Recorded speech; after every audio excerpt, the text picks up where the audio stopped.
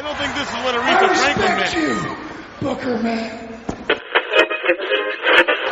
Dad, what's Liz doing here? She handed her shoe to Ric Flair. She handed her shoe to Flair, and Flair... I don't believe this.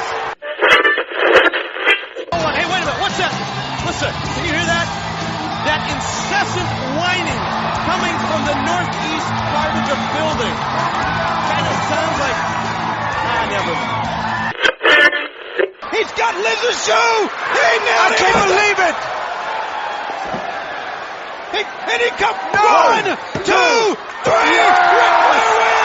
Ric Flair wins! Ric Flair wins! Keep your eye on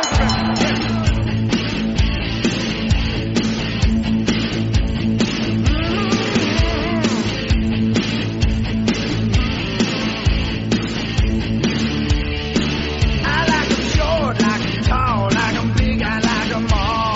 Don't step my ball. I like them curvy, like them swervy, like all types of girls. Don't step my ball. I put on my shade. Hello, my name is Bob Bamber and welcome to the Wrestling 20 Years Ago podcast. We're going back in the time machine to February 1996 for Volume 1 of this month's show. Volume 2 is the WWF show looking at In Your House 6. Volume 3 is the ECW show looking at CyberSlam along with the appearance of Brian Pillman, which will jump nicely off what we're going to be discussing today. We're here in Volume 1 to discuss WCW, mainly looking at Superbrawl and a few other things. I'm being joined first by Kieran Mitchell. Kieran, hello. Evening, Bob. And from WCWWorldwide.com, Brian Barrera. Brian, hello. Hey, how you doing, Bob? Very well, thank you, Brian. You can kick us off with the news. All right, let's see here. The evolution of the Brian Pillman character culminated in Pillman being fired in what is a very elaborate storyline. It's said that only a few people, including Eric Bischoff, Kevin Sullivan, and Pillman himself, were in on it, and what otherwise a set of events designed to work the talent as well as the fans in theory. After multiple backstage arguments and television tapings, Pillman walked out 90 seconds into his match against Sullivan at Superbrawl. 6 days later, he arrived at the ECW arena, cutting a swear word-filled promo that you can hear about in Volume 3. Ric Flair is the new WCW World Champion, winning the title back from Randy Savage at Superbrawl after Miss Elizabeth turned on Randy Savage. The challenge marks the 5th month in a row that the title has changed hands. Savage lost a rematch on Nitro 8 days later. On the rest of the pay-per-view, Sting and Lex Luger defended their tag titles in 2 separate matches against Harlem Heat and the Road Warriors. There were also wins for the Nasty Boys over the Public Enemy. Johnny B. Bad, Conan and Hulk Hogan defeated the Giant in the main event. There was a power failure during the main event of Nitro on February 5th.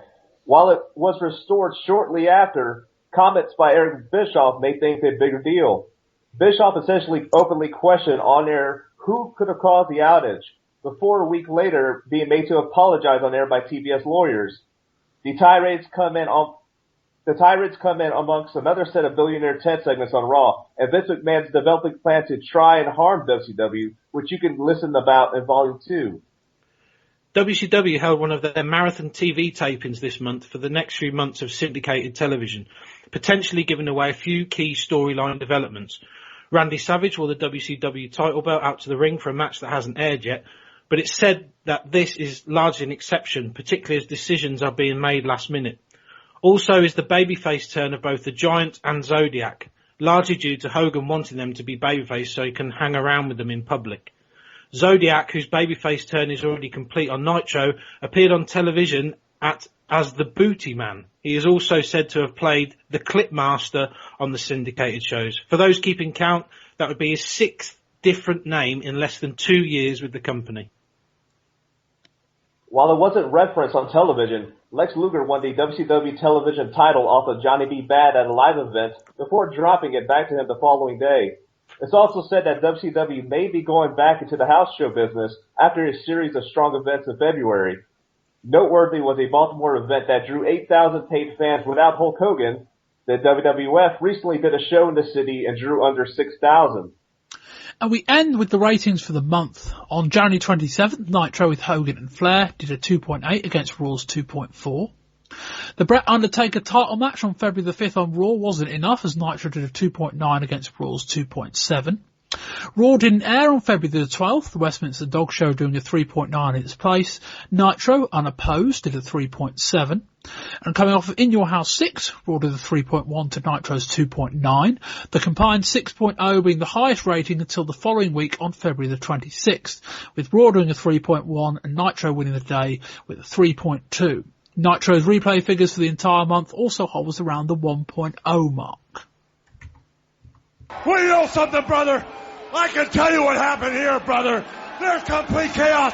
We gotta put a stop to Ric Flair. As far as I'm concerned, Mean Gene, I can see what's in front of me. It's the Giant in the Bayfront Center. It's Ric Flair next. Then someday, Hey, wait a minute. me and the Macho Man. Hold on, brother. Don't talk. You know what it's gonna Flair! do? Hogan!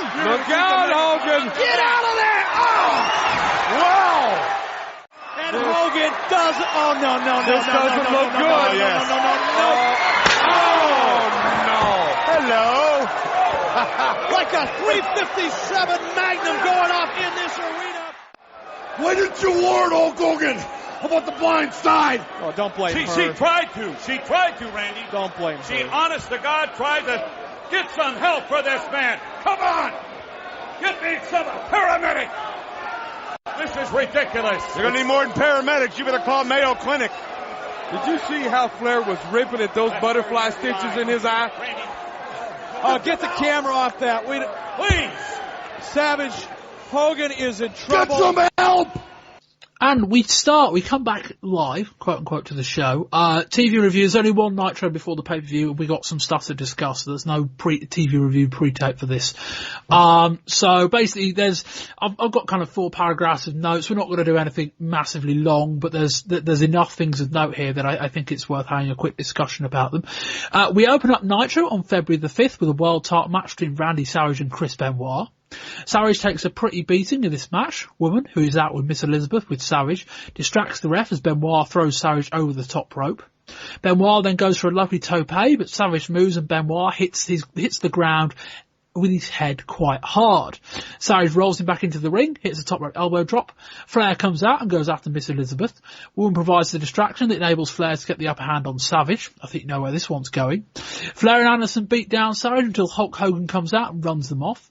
Woman walks off with Flair, Anderson and Benoit. Hogan cuts a listless promo. Flair comes back out and sucker punches him. Flair works over Hogan's stitched up forehead. Hogan rallies, but the Giant leathers him with a steel chair. Then Zodiac tells Giant to stop. They're both heels at this point, just to remind you. And that delay is inevitable. That delay enables Savage to run out and run them off. If ever there was a segment that summed up 6 months of Nitro, it was this. Kieran, what did you think? It was kind of an odd one. I kind of felt like maybe Benoit, I don't know if he'd been told to do it a certain way or whether Savage was sort of limited or he wasn't prepared to take much of a beating, but it seemed like Benoit was holding a lot back. It seemed quite slow. There was for a short-ish match, there was quite a few rest holds. It was an okay match, but the only real note I've got of anything was that face plant by Benoit. It was just, God, the sound that his head made when he hit the floor was just like sickening. But as the match goes itself, it was okay. The heel turn by Woman was kind of obvious. I thought when, as soon as she comes in, knowing who she was already, I thought it was quite obvious. But overall, it was a decent match. I just thought it could have been a lot better. Yeah, it's what I don't think Benoit did land on his head. I think the noise is his kind of chest area hitting the matting, but his head may well hit the ground afterwards, and it was not the prettiest of spots, Brian. That is a fantastic looking spot. Whenever he goes flying out the ring in the suicide dive, I thought he actually hit the edge of that the barricade. And I couldn't believe that he didn't I thought he was going to be knocked out. Other things in the match, my notes here, I liked the bring back Ultimate Warrior sign just in the background the entire match. I thought that was funny. The match itself, I actually liked it. I thought it was pretty interesting that Benoit had this match pretty much 95% of the way. It was all Benoit. His attacks, it was all like a brawl, but Was this a non-title match? Did they announce that right before?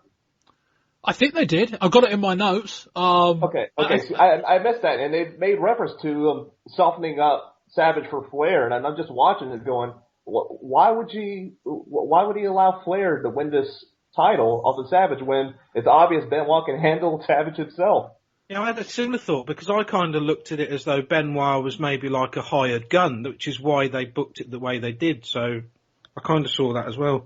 Yeah. No, I think it was a title match. I'm willing to be corrected on that, but no, I mean, we're 6 days before the pay-per-view, and it was a match that made sense if nothing else.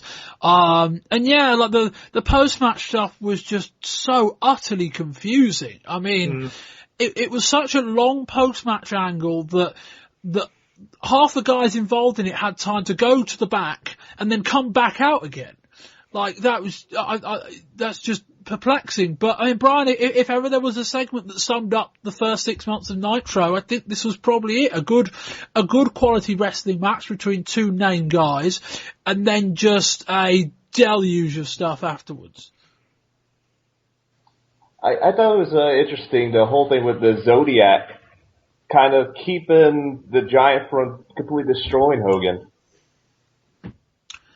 Plays into the babyface turn. I guess that was kind of one of those things where had far less things have been happening, they might have had more time to, draw attention to that. I think as it was just a thing lost in a long list of things that happened after the match. But it did make sense given that Zodiac was turning. I suppose there's that. I think that probably makes sense. Oh boy, next up. Here we go. Next up is Hugh Morris and the Taskmaster against Arn Anderson and Brian Pillman. Pillman starts shoving a cameraman as he regroups with Anderson. This match has a perplexing level of selling, particularly from Morris, who seems to be laughing off much of the offense. Taskmaster and Pillman get into things and quickly break down into a scuffle. Taskmaster pulls Pillman into a tree of row and lays in a running knee. Anderson leads Sullivan away towards the stage area. He goes for a pile driver, but someone hits Anderson with a mop. We don't see who it is. Back in the ring, Morris hits a highly impressive moonsault, and Sullivan lays in some shots to Pillman with a strap. Brian, what do you think of this? I think Hugh Morris looks like an idiot. I'm not a fan of him. I don't really understand. Well, I guess it makes sense for him being a Dungeon of Doom. He doesn't really fit anywhere else, I guess. He's a bit of a misfit. But just the whole thing with Mr. Wonderful showing up, I noticed that you say you couldn't tell who did it, but to me it seems pretty obvious who it was. You kind of caught that giant chin peeking out of the curtain. Yeah, we are going to get the Wonderful reveal in about 2 minutes. Thoughts on the Pillman and Sullivan stuff, Brian? This loose cannon that Brian Pillman's coming across, it's pretty interesting, especially him actually attacking the cameraman and looking straight forward, pushing the camera with his hand, telling him to get out of my face. I like seeing that. I like seeing that on television. It kind of breaks the wall, but I think I'm just kind of not used to seeing things like that on television. Yeah, it makes it more realistic. Yeah, I think that's the kind of thing that works. We're going to have a big discussion about Pillman later in the show. One of my big reservations, and again, there's a lot of Pillman crossover between this show and the ECW show, in volume 3. But one of the things I've kind of said on that show, and I think I'm going to say later, is that I think there's some stuff here that's going to work with crowds, and there's some stuff here that's going to fly over their heads. I think Pillman's interaction, he walks out with Anderson, and his first instinct is to sprint left of stage or right of stage, depending on which angle you're looking at it, and just to shout at someone in the crowd and then mouthing off towards the cameraman. I think that stuff makes sense, but Kieran, I don't know that I called it shoot grappling match in the audio we're going to hear later. Maybe that's not the right way of putting it. But I don't know that them kind of rolling around in this supposed shoot fight style is particularly getting over with anybody. Yeah, it's kind of for me it's kind of a double-edged sword, because like Brian said, you want them to inject some sort of realism, because obviously it's going to be, hopefully as a trend going forward, that'd be great to see more people do that realistic stuff. but then you still want some semblance of a wrestling match. You know, these guys are supposed to be professionals, and while I'm fascinated by the Pillman character on his own, his relationship to Sullivan is like another thing entirely, and then of course we'll talk about it later, but the ECW thing, it takes it even further. But still, I would like to see some like I said, some semblance of in-ring work that isn't just two guys rolling around landing stiff shots on each other. Yeah. That's how I kind of feel about it. I just kind of feel like it's lost in the sense that it's not like wrestling is this hyper-realistic style of fighting. So yeah, it's just like I want the realism, but I don't want it to affect the in-ring work, because then it just does become, like you said in the description, it comes almost like just stupid fisticuffs, like a bit of a slapping match. And more the point, how do you draw attention to that as a commentator? Oh, look, they're shoot fighting. What's the rest of it then? You know, how do you differentiate between that? Yeah. Like, there's a way of we're going to discuss it. There's a way of having Pillman be this outlandish character, and a way of transitioning it into a wrestling ring that makes sense in a wrestling storytelling. But I don't know that this is it. I don't know that them just rolling around with each other, you know, it's like, oh look, they're brawling, but it's like, but what about when the Nasty Boys and the Public Enemy do their brawl, which looks nothing like that? Why is that phrased the same way? Anyway, we're going to discuss the Pillman thing more later on. That is a match I would highly recommend you go back and watch, just because it's just mental. Anyway. Next up, Ric Flair walks out with Woman for his match with Marcus Bagwell. Paul Orndorff comes up to the commentary position and reveals that he was the one that hit Arn Anderson with the mop, as Brian quite nicely spoiled for us a couple of minutes ago. Hulk Hogan has been taken to the hospital. Bagwell unloads on Flair and the crowd respond in kind. The WWF will be far more effective in their aim of undercutting WCW's drug testing policy if they simply showed a photo of Bagwell from a year ago and one from today. He looks significantly bigger. After a surprisingly decent match, Flair submits Bagwell in the figure 4. Flair doesn't let go after the bell, and Savage comes out to run him off. Kieran, what do you think of this match? Not great, I suppose. I kind of have a bit of a mental block with Ric Flair, if I'm honest. I know that might be kind of a sacrilege thing to say, but I kind of see all the same sort of shtick all the time. I didn't think Bagwell was particularly good. He looks really good, and I think there's quite a lot of potential with Bagwell, but I don't really have any lasting impressions of the match, to be honest. Brian? Yeah, it's just like a good standard television match. The only thing noteworthy, I guess, about it is Bagwell's beat red chest afterwards. I mean, Flair was laying into those chops into him pretty badly there. Yeah, I think of the 4 things we're covering from this show, this is probably by some distance the least significant. So you might wonder, well, why are we covering this? It made sense to bring them in. It's one good thing about Nitro is that we're getting more name matches, and as much as they are doing their absolute best to do Hogan and Flair, Hogan and Savage Hogan and Flair, Savage and Flair every other week, there are weeks where they're having to do Flair against mid-card guy, Savage against mid-card guy, and it's quite interesting to watch. The match was actually quite good. I suppose we shouldn't be shocked where Flair's concerned, but Bagwell's a guy who, you know, his body's clearly evolving. I'm not quite sure what's happening with the American Males Tag Team. We've seen him and Scotty Riggs as singles acts this month, but they're you know, I think there's, you know, it's an interesting spot for Bagwell when it could have been one of any other number of guys. So I think that was interesting, if nothing else. Anyway, on to the main event. We get Lex Luger and Sting against the Road Warriors. This match isn't much of note, but the power does go out completely at one point in the building. They cut to a commercial break, got the power back on via a backup generator, although the lighting is noticeably dimmer. Luger grabs a block of lead that Jimmy Hart has brought out to the ring. He leathers Animal with it and pins him. The crowd boo and Sting isn't happy. After the match, the Road Warriors lay down the challenge to Luger and Sting. Kieran, power outage.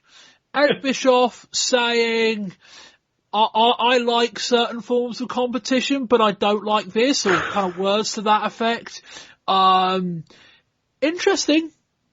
Yeah, it's interesting, but it's a tad naive of him within the current climate and the state of his relationship Not saying that even if his relationship was better, he should still say it. I'm staggered that a guy would sort of naively insinuate that another company is trying to sabotage it. I mean, he must have. The thing is, the outage is planned, obviously. So, therefore, what he's saying is planned. The outage wasn't planned. Okay, I missed that. It'd be a bit of a silly idea to plan a power outage during the main event of your live show. Actually, well, yeah. Like, the whole point was that this is the whole thing about this is that this is an insight into Eric Bischoff's mindset and into WCW's mindset. There was a small little story from last month that certainly made Stewart's kind of billionaire Ted wrap up on the WCW part. I don't think it made the news. They had a Nitro taping. I think it was the final one of the month, or a Nitro live event. And during the day there was a fire drill, or a fire alarm went off, and they had to evacuate the building while they dealt with all of that. And there was this kind of story going around that, like, some people in WCW were attributing it to the WWF, and like that's the level of paranoia going around right now. The whole thing about this is that they have a legitimate power outage. They come back on a few minutes later, and Eric Bischoff, somewhat subtly, enough of plausible deniability where if it ever got to any distance, he could, but if you want to read between the lines, basically saying, I like a battle, but don't cause a power outage on our live TV show.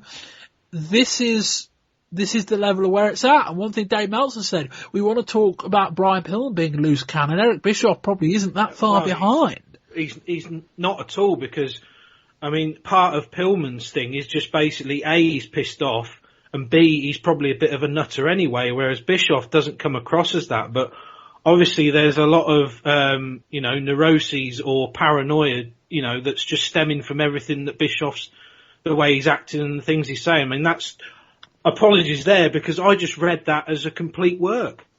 I'm shocked that that it's at that level where that just felt scripted to me, that did. Yeah, I think I can just about understand that viewpoint, and admittedly, there's a power outage live in America doesn't necessarily translate all that well to watching an edit of it in the UK. Brian, what do you think of this? The match itself, it's kind of interesting because Legion of Doom with their blue shoulder pads, the blue tights, they look great. Sting looks phenomenal. Lex Luger, always a huge fan of him, even though I know you guys aren't. But Luger's growing on me. We'll cover that later on, but Luger's growing on me. Same. Okay, well, but then the match starts, and just, I don't know, like, these are all big stars. This should be something exciting. I should be completely into this, but then the Legion of Doom, the way they're moving around the ring, they're obviously bit slower than they used to be, and it's not there for me. So it's kind of sad. They're just kind of like a half step behind, and Sting, he's in top shape, and Luger can't really do too much, but I don't know. It just didn't click with me. Thoughts on Bischoff? I like him as a commentator, the role he's playing here, and the constant jabs at the WWF. Last time we had talked, we had brought this up, and I'm a huge fan of him bringing him up. I'm a huge fan of him talking, kind of playing around with the notion of this internal sabotage by the other company. Yeah, I mean, I think, they've clearly set their stall out. They set their line in the sand, and they've kind of said, this is the approach we're going to take to this rivalry. And, Bischoff has gone out on live television and done some stuff that, is, supposed no-go zones, giving away results of other companies' stuff. And I get the feeling, to a point, he's done a lot of that unencumbered. He's done a lot of that without any, talk back from anyone higher up in WCW or in TBS saying, you can't do this. And the more that he does it, and the more that nobody pushes back, the further he goes. And then you get stuff like this. And I say he's done it unencumbered. There were lawyers who got onto him about this, a few days after and said, look, you can't do that. So, clearly there's people watching, if nothing else. A little bit, a little bit crass. I can understand why he said it to a point, from kind of the mindset of we're trying to position them as the enemy. Oh look, something's happened here. Let's just insinuate it. And he didn't say it in as many words, so maybe he thought he'd get away with it. Obviously he didn't. But yeah, so that will wrap up our review of the February 5th Nitro, and we will move on to looking at the pay-per-view. All right, ladies and gentlemen, I have with me the Road Warriors, Hawk and Animal. First of all, before I get to you, let me point out... Come here. Listen to me. We're not asking. We're demanding. We want a match with the winner of Sting and Luger and that stinking Harlem Heat. Okay, but what happened here? I think, Animal, correct me if I'm wrong. It's no secret you've had back problems over the past few years. It looked to me like Lex Luger went after that back. Well, you know something, Gene Oakley? My back wasn't right. But the past is in the past. Everybody in the world knows nobody can beat the Road Warriors, Legion of Doom, fair and square. We're demanding WCW. You hear us? If we have to beat everybody up to get that match, Superbrawl, we want a match of the winner between Harlem Heat and Luger. And the Luger and Sting. We're going to stop at nothing to see that we get you at the end of the night. Nothing at all. I'm going to tell you something. It's getting extreme, Mean Gene. Extreme, brother. You don't want to do this to us. You don't want to do it. But now you have. And now you must pay the price. Let's go. So we come back in for Superbrawl. We actually start on the main event in the hour prior to the show. Not much of any note, but here's the potted review of what happens. We open up main event with the Road Warriors against Dick Slater and Bunkhouse Buck. The crowd greet them with huge LOD chants. Cole Parker tries to get involved, strikes Buck by mistake, and the Road Warriors hit the Doomsday device for the win. Randy Savage says he's not only defending the title tonight, he's defending everything in his life. Hugh Morris defeated Chris Kanyon. VK Wall Street and Big Brother defeated Joey Maggs and Sergeant Craig Pittman with Teddy Long. After the match, Jim Duggan charges out this 2x4 and runs off the heels. We get a nice long video package documenting the Flair and Savage feud in recent months. We then get a promo with Flair and Woman. Whatever this woman wants, this man gets. Flair says two guys walk in, one walks away, and one gets taken out on a stretcher. Loch Ness, aka Giant Haystacks of British wrestling fame, walks out during a Hacksaw Jim Duggan match with the Taskmaster. He takes out Duggan, takes out Pittman and several others. He elbow drops everyone in sight, standing elbow drops, I should say. There is no way in hell Giant Haystacks is climbing on top rope. Gene Okerlund tells people to call the hotline to find out which two quote-unquote former World Wrestling Federation champions are rumoured to be heading to WCW. He's on about Diesel and Razor Ramon. We're discussing that later in the show. Hogan cuts the promo with a bandage over his left eye as main event comes to an end. And we will start with our review of Superbrawl. Brian, if you could kick us off with the results. All right. The Nasty Boys defeated the Public Enemy in a street fight. Johnny B. Bad versus DDP. Johnny B. Bad beat Diamond Dallas Page for the retaining the World Television Championship. We got Sting and Lex Luger versus Harlem Heat. Sting and Luger beat Harlem Heat. Conan beat the one-man gang. The Taskmaster beat Brian Pillman in the I Respect You match. A surprising twist, Arn Anderson fought the Taskmaster in a no contest. Sting and Lex Luger versus the Road Warriors. Double countout. Ric Flair beats Randy Savage for the WCW World Heavyweight Championship. And Hulk Hogan beat the Giant in a steel cage match. Kieran, what do you think of this show? It weren't that great. Overall, I think there was the really good match on the show. The Johnny B. Bad DDP was really good. The rest of it, Bob, I didn't like at all. So overall impressions, not that great. Brian? It was alright. I enjoyed my time with it. There were a couple of duds that really stood out. But overall, I enjoyed my time. Yeah, this is a decent show. I mean, we get the thing where Sting and Luger wrestle two separate tag matches. I'd say this show, more than most where WCW concerned, seemed to have a good distribution of star power. The two main event cage matches were certainly very strong in that area. The action is good. There is one really bad match that we're going to get to, but otherwise it's not a bad show. The Pillman thing, as we'll discuss, kind of throws everything into a riot bit. We end up with a lot of, basically they had 12 minutes lined up for Pillman and Kevin Sullivan. Now, obviously, Bischoff, Sullivan and Pillman were on it, but the people laying out the show apparently weren't. So when Pillman walks off after 90 seconds, all of a sudden there's an 11-minute gap they got to fill. Anderson walks out, wrestles about 3 minutes with Sullivan until they wrap that up. So there's about a 5-minute period before it was a few minutes before the start of the Luger second tag match, where Luger, starts killing time, threatening not to walk down the aisle, and there's more time killing with the Savage Flair match too. But yeah, a decent show, a show that, as I said, at the very least had star power, if nothing else, and we'll break down each match as we get to it. We're in St. Petersburg, Florida. Tony Schiavone, Bobby Heenan and Dusty Rhodes have the call. Bobby Heenan describes the two main events as like a double date, whatever that means. We open up with the Public Enemy, Flyboy Rocco Rock and Johnny Grunge, against the Nasty Boys, Brian Knobbs and Jerry Sags. The Nasties wearing trainers. Schiavone notes this essentially is just a ECW style 4-way street fight tag match. The action almost immediately scatters to ringside. Rocco Rock takes a visit to WCW's fake concession stand and grabs the table. He walks it down the aisleway but runs into Sags wielding a chair. Sags strikes him 3 or 4 times and that pops the crowd. The crowd rally behind the Nasty Boys. Rock sets the table at ringside. Knobbs gets up and throws Rock off the apron through it. Sags starts leathering Grunge with a trash can.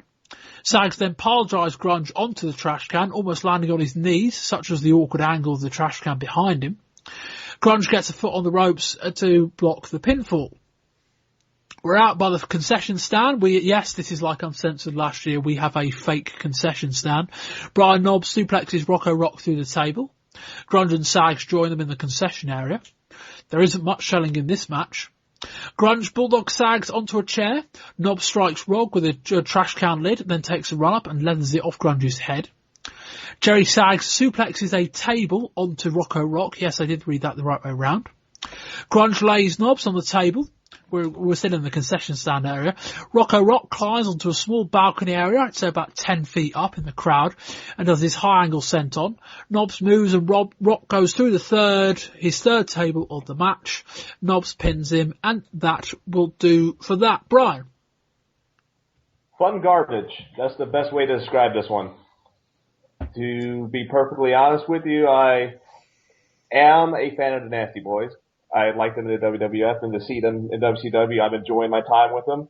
And for the most part, this match was just a train wreck. But like you said, no one was selling anything, so the guy gets thrown through a table. He's immediately up pretty much soon after. A guy gets hit in the head with a couple steel chairs. He kind of flops around for a second before getting up immediately after. And near the end, I'm guessing maybe the Nasties had some kind of thing in play where they were not going to go through a table. Regardless of what was going on in this match, they are not going to go through the table. So in the end, Public Enemy got majority of the damage in this one. Kieran? Yeah, same, just following on from that. I think, like, Public Enemy, obviously coming from where they're coming from, they kind of got the raw deal in this because, as Brian said, there's no way the Nasty Boys are taking any of the serious spots, and it was the no selling. That's really the only thing. It just got annoying, Bob. By the end, I'm like, all right, do it at the start when the guys are a bit fresh, but as they were getting more worn down, and it's still, I mean, it was only sort of like an 8-minute or so match, but still, as it's getting towards this, like, two on two beatdown, at least have some move, like put a guy down for a serious amount of time and then allow a bit of a double team on someone else or something. It just got a bit annoying, and I didn't really like the match at all. No, I know what you mean. I think it's not necessarily the least fun match to watch. It's quite an enjoyable watch. The crowd were on their feet in the arena because so much was happening, because they were wandering around ringside and running up towards the aisleway, running up the aisleway towards the concession stand by the kind of staging area. The crowd were up for it. It's not a kind of style you see all that often these days, so they were involved. But this is the kind of match that if it were an ECW, one would have been involved in a much more, in front of a much more receptive crowd, but also would have been given a lot more time. And I think the biggest weakness was they tried to cram a 15-minute brawl into 9 minutes. And therefore, and rather than say, okay, let's drop a few things, they tried to get everything in and just speed all the transitions up. And it didn't work. And, you know, but that being said, I still quite liked it. For all the criticisms, for all the faults, it was an enjoyable match. It did get a bit ludicrous towards the end though, you know, like there was the amount of the top of the garbage can lid, the amount of strikes I think Sags gets in, on Johnny Grunge, and Rocco Rock is earning his money getting thrown through all those tables. Yeah, and an enjoyable match. I've been hypercritical of matches before. You know, look at Owen Hart and the 1-2-3 Kid a couple of years ago at King of the Ring for a lack of selling. I'm less so in this case, more because that was more to do with the fact that there was a pre-existing injury going in. I just think, Kieran, I think you're right. The longer the match went on, the slower things should have got, and it just didn't. But no, it's go on. Sorry, Bob. It's like knowing how well in hindsight, but obviously. They're booking the show in light of what's going to happen with other matches. You think just give, you know, maybe if they'd have given these guys another, say, 2 minutes, they could have slowed it down a bit because would 2 minutes have made a lot of difference? Like, you might need more. But I think it's wishful thinking. It's wishful thinking because I've watched a lot of ECW. I know how quote unquote good that these brawls can actually be if stuff actually means something. Do you know what I mean? But isn't the onus, and we've had this thing with and not that they went overtime, but we've had a kind of different thing, and I suppose there's actually a little interesting kind of pattern emerging, given that Sabu had time queue issues with his matches. Now they didn't go overtime, or at least I don't think they did. But it is interesting that Sabu had issues transitioning from ECW into WCW related to time queues and that he kept overrunning. And Public Enemy have gone in and been given 9 minutes. But I think, Kieran, the point is I think the onus should be on the performers to, okay, we've got 9 minutes, let's work out a 9-minute match rather than, okay, we've got 9 minutes, let's get all of our stuff in. I think that's what it was. I said, you know, there's matches that are mechanically kind of faulty like this that are far less enjoyable than this. Brian, anything more to add? Well, let's see, the 2 minutes they could have added for the match, who was it? I think it was Rocco Rock. He got hold on, where are my notes at? The jumping spike pile driver on a trash can to Grunge. The 2 minutes extra added to the match. Maybe he could have sold that for 2 minutes straight. Maybe that would have made it a little bit better. Yeah, but no, you're right. I mean, there's, you know, Rocco Rock got thrown through the first table, and then within probably 30 seconds was up. It wasn't great. I don't think that's a necessary observation. But that being said, it's still a reasonably fun match. It just, I'd say about 5 or 6 minutes in, it was kind of on the borderline of, well, okay, you're not selling a lot, but I'll let you get away with it. And then the final 3 matches, they almost started selling less.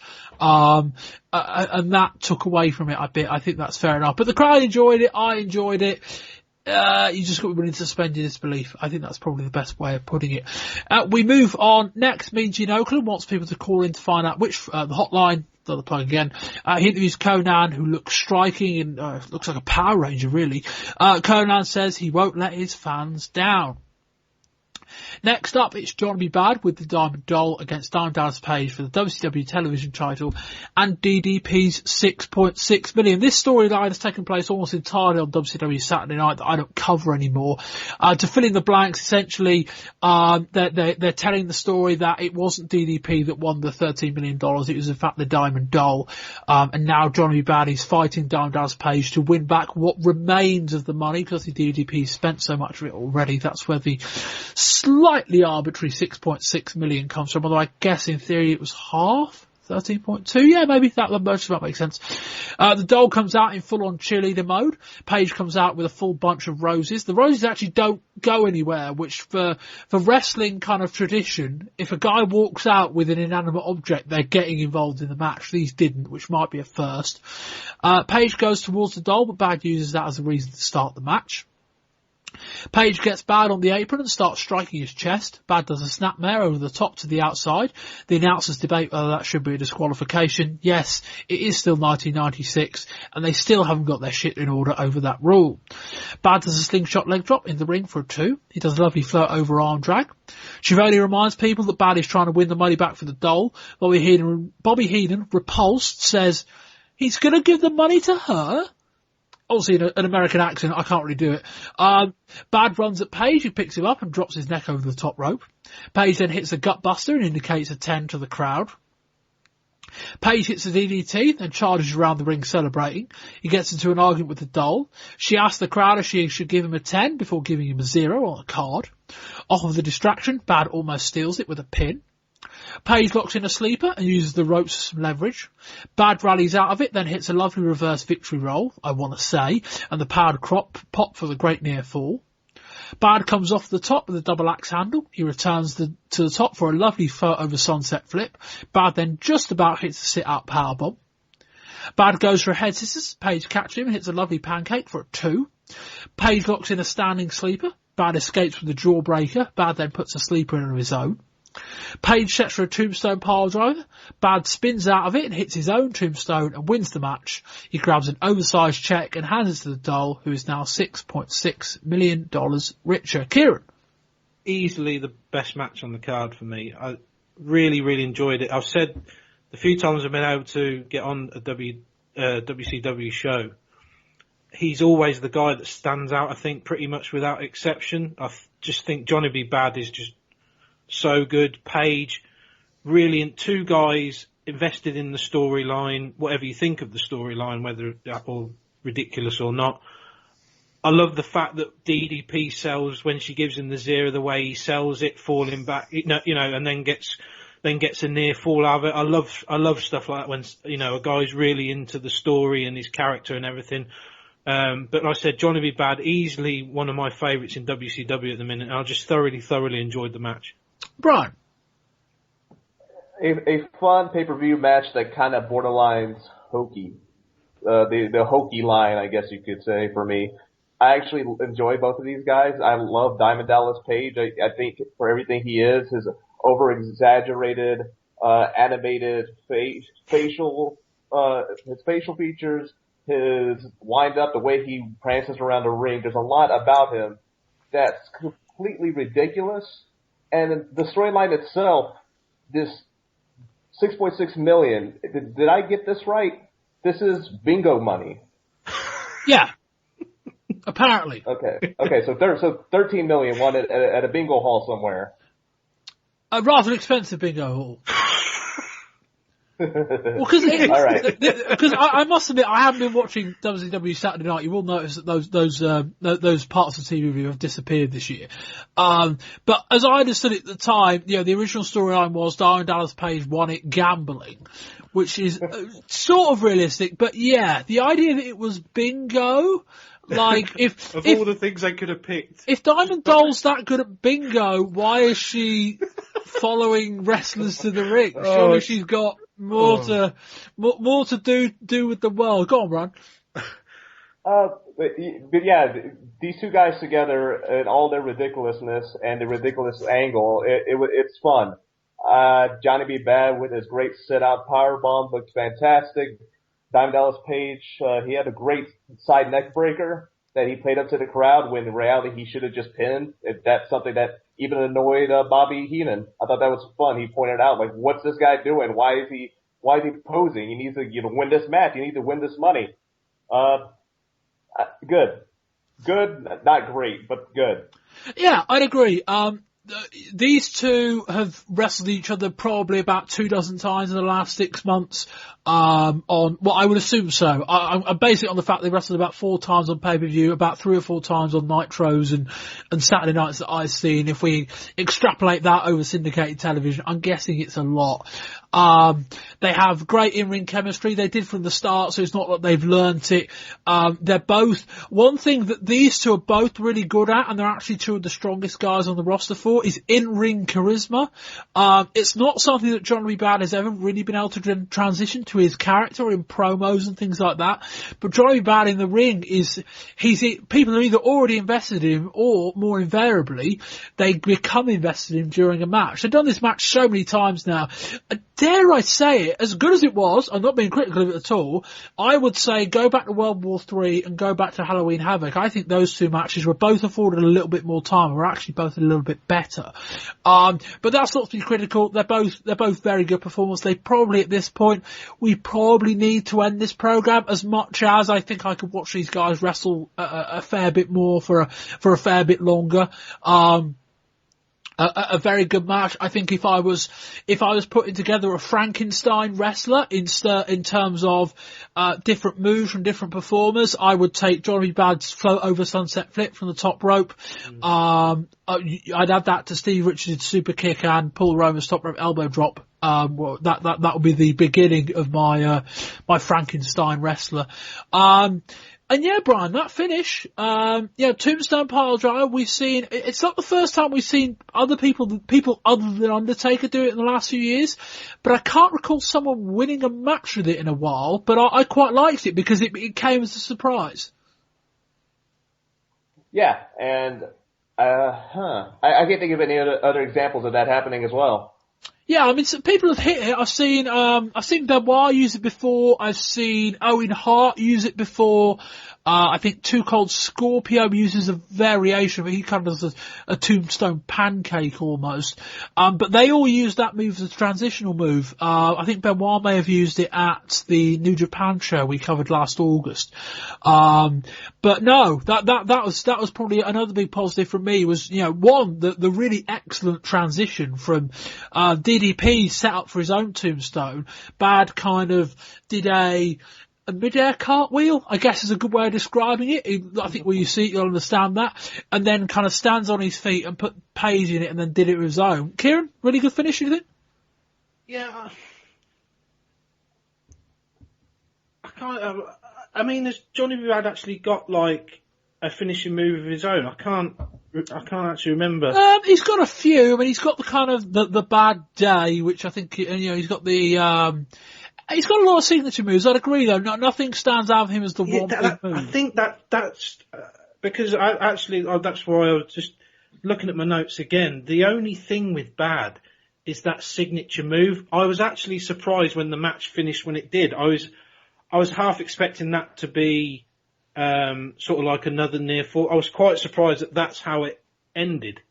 But equally, I think if you're going to do a move like that, that should end the match. Right? If you're going to drop a guy vertically on his head like that, we talk about the lack of selling in the first match from the ordinary Piledriver. Yeah, true. Yeah. This is the flip side of it, and they got this right. As I say, very good match. That all being said, go back to World War III, go back to Halloween Havoc, and I'd argue they have better matches than this. Probably time to wrap up the Page Bad storyline, I think, though. We get a promo from the Harlem Heat, on the subject of the Road Warriors. Booker T says this ain't 1976, it's 1996. And next up, it's the first of two tag title matches. Obviously, the second one will be the winner of this against the Road Warriors. So this is Harlem Heat, Booker T and Stevie Ray against Sting and Lex Luger for the tag team titles. They're teasing philosophical differences between Sting and Luger. Sting fights out of a scissor lock. Luger tags in and unloads on Booker T. Luger tags himself out. Sting doesn't look impressed. Sting rallies with a bulldog after an onslaught from Booker T. Luger tags himself back in. Luger stalls on offense and misses a standing elbow drop. Booker then misses one of his own, but spins back to his feet and hits a jumping scissor kick. Stevie Ray hits a nerve hold on Luger, then does a scissor kick of his own. Sting jumps in, despite not tagging in. In brackets in my notes I've got, is that a sign of Sting seeing Luger's point of view? We'll discuss that at the end. Sting unloads on Booker, but then gets sent over the top rope. With the ref distracted, Road Warrior Animal runs out and leathers Ray with a piece of lead. Luger falls on top of him and they win the match. After the match, Oakland is on the ramp with Luger and Sting. Oakland asked Sting if he saw what happens. Sting said he didn't, and then says to Luger, I'm sorry I ever questioned you. I'm with the program. We'll come to that in a minute. That's an interesting little dynamic. Brian, what do you think of the match? Pretty good. To be perfectly frank, I think Harlem Heat are on like a different level than a lot of the other tag teams. And even though Sting and Luger are main event stars, Harlem Heat just have this whole dynamic. You got Booker T, who's quick. He's got these axe kicks. He's got this scissor kick. He has this breakdancing move that he does that looks fantastic. And Stevie Ray, his older brother, he's the powerhouse. And there's nothing in WCW right now that can compare to these guys. They're so cool. And whenever Sting came out, a funny little bit here, Sting's walking out to the ring. They cut to a kid in the front row wearing Sting's face paint and a shirt. And Bobby Heenan immediately points at him out, oh, what an ugly looking kid. And Schiavone responds back, can you please leave our fans alone? Fun match. I wish that it would have gone a little bit longer. I wish the Harlem Heat would have actually won this and moved on again to see them against the Legion of Doom, the Road Warriors, but you know, it is what it is.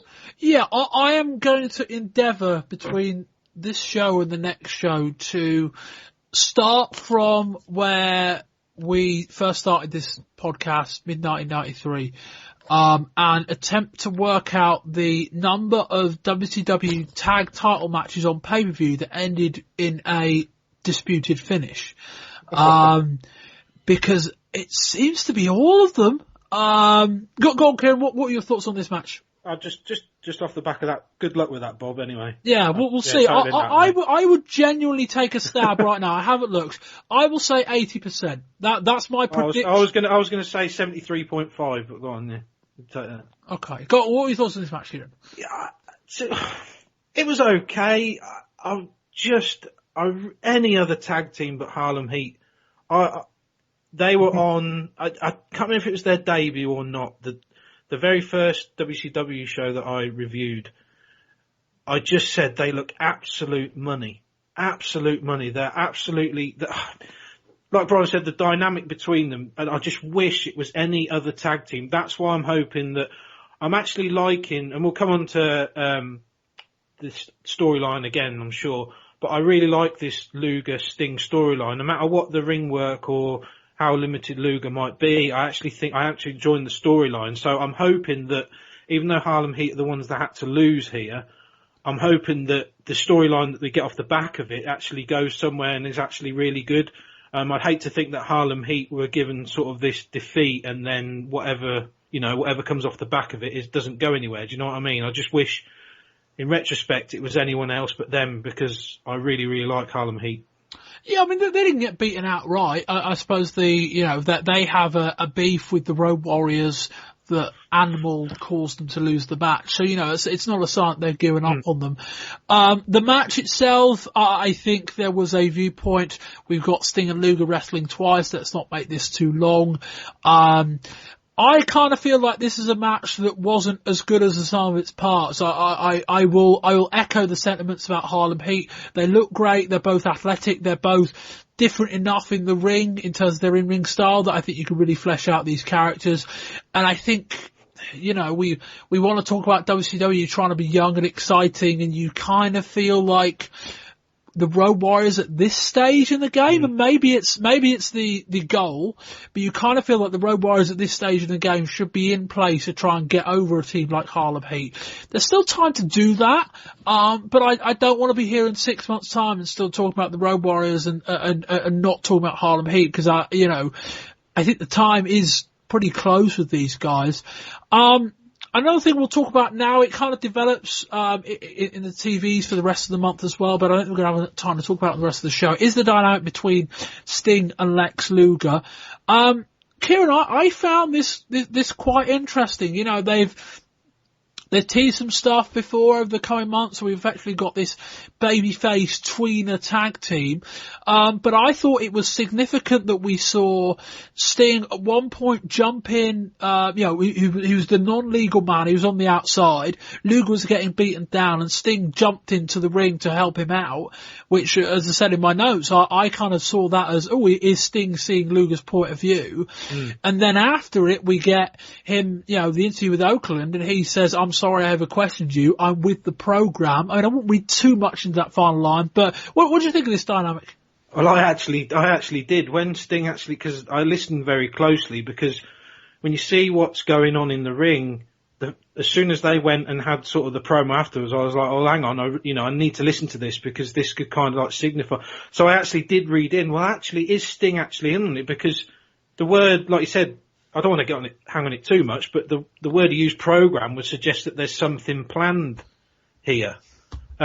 Other than that, I'm actually fascinated because not a big fan of Lex Luger at all before, but seeing him do like these heelish things, his expressions, and then obviously on the TV when he's doing all of his joyous jumping up and down wins and, Sting's looking on incredulous, I think this is actually going to be something that's worth sticking with.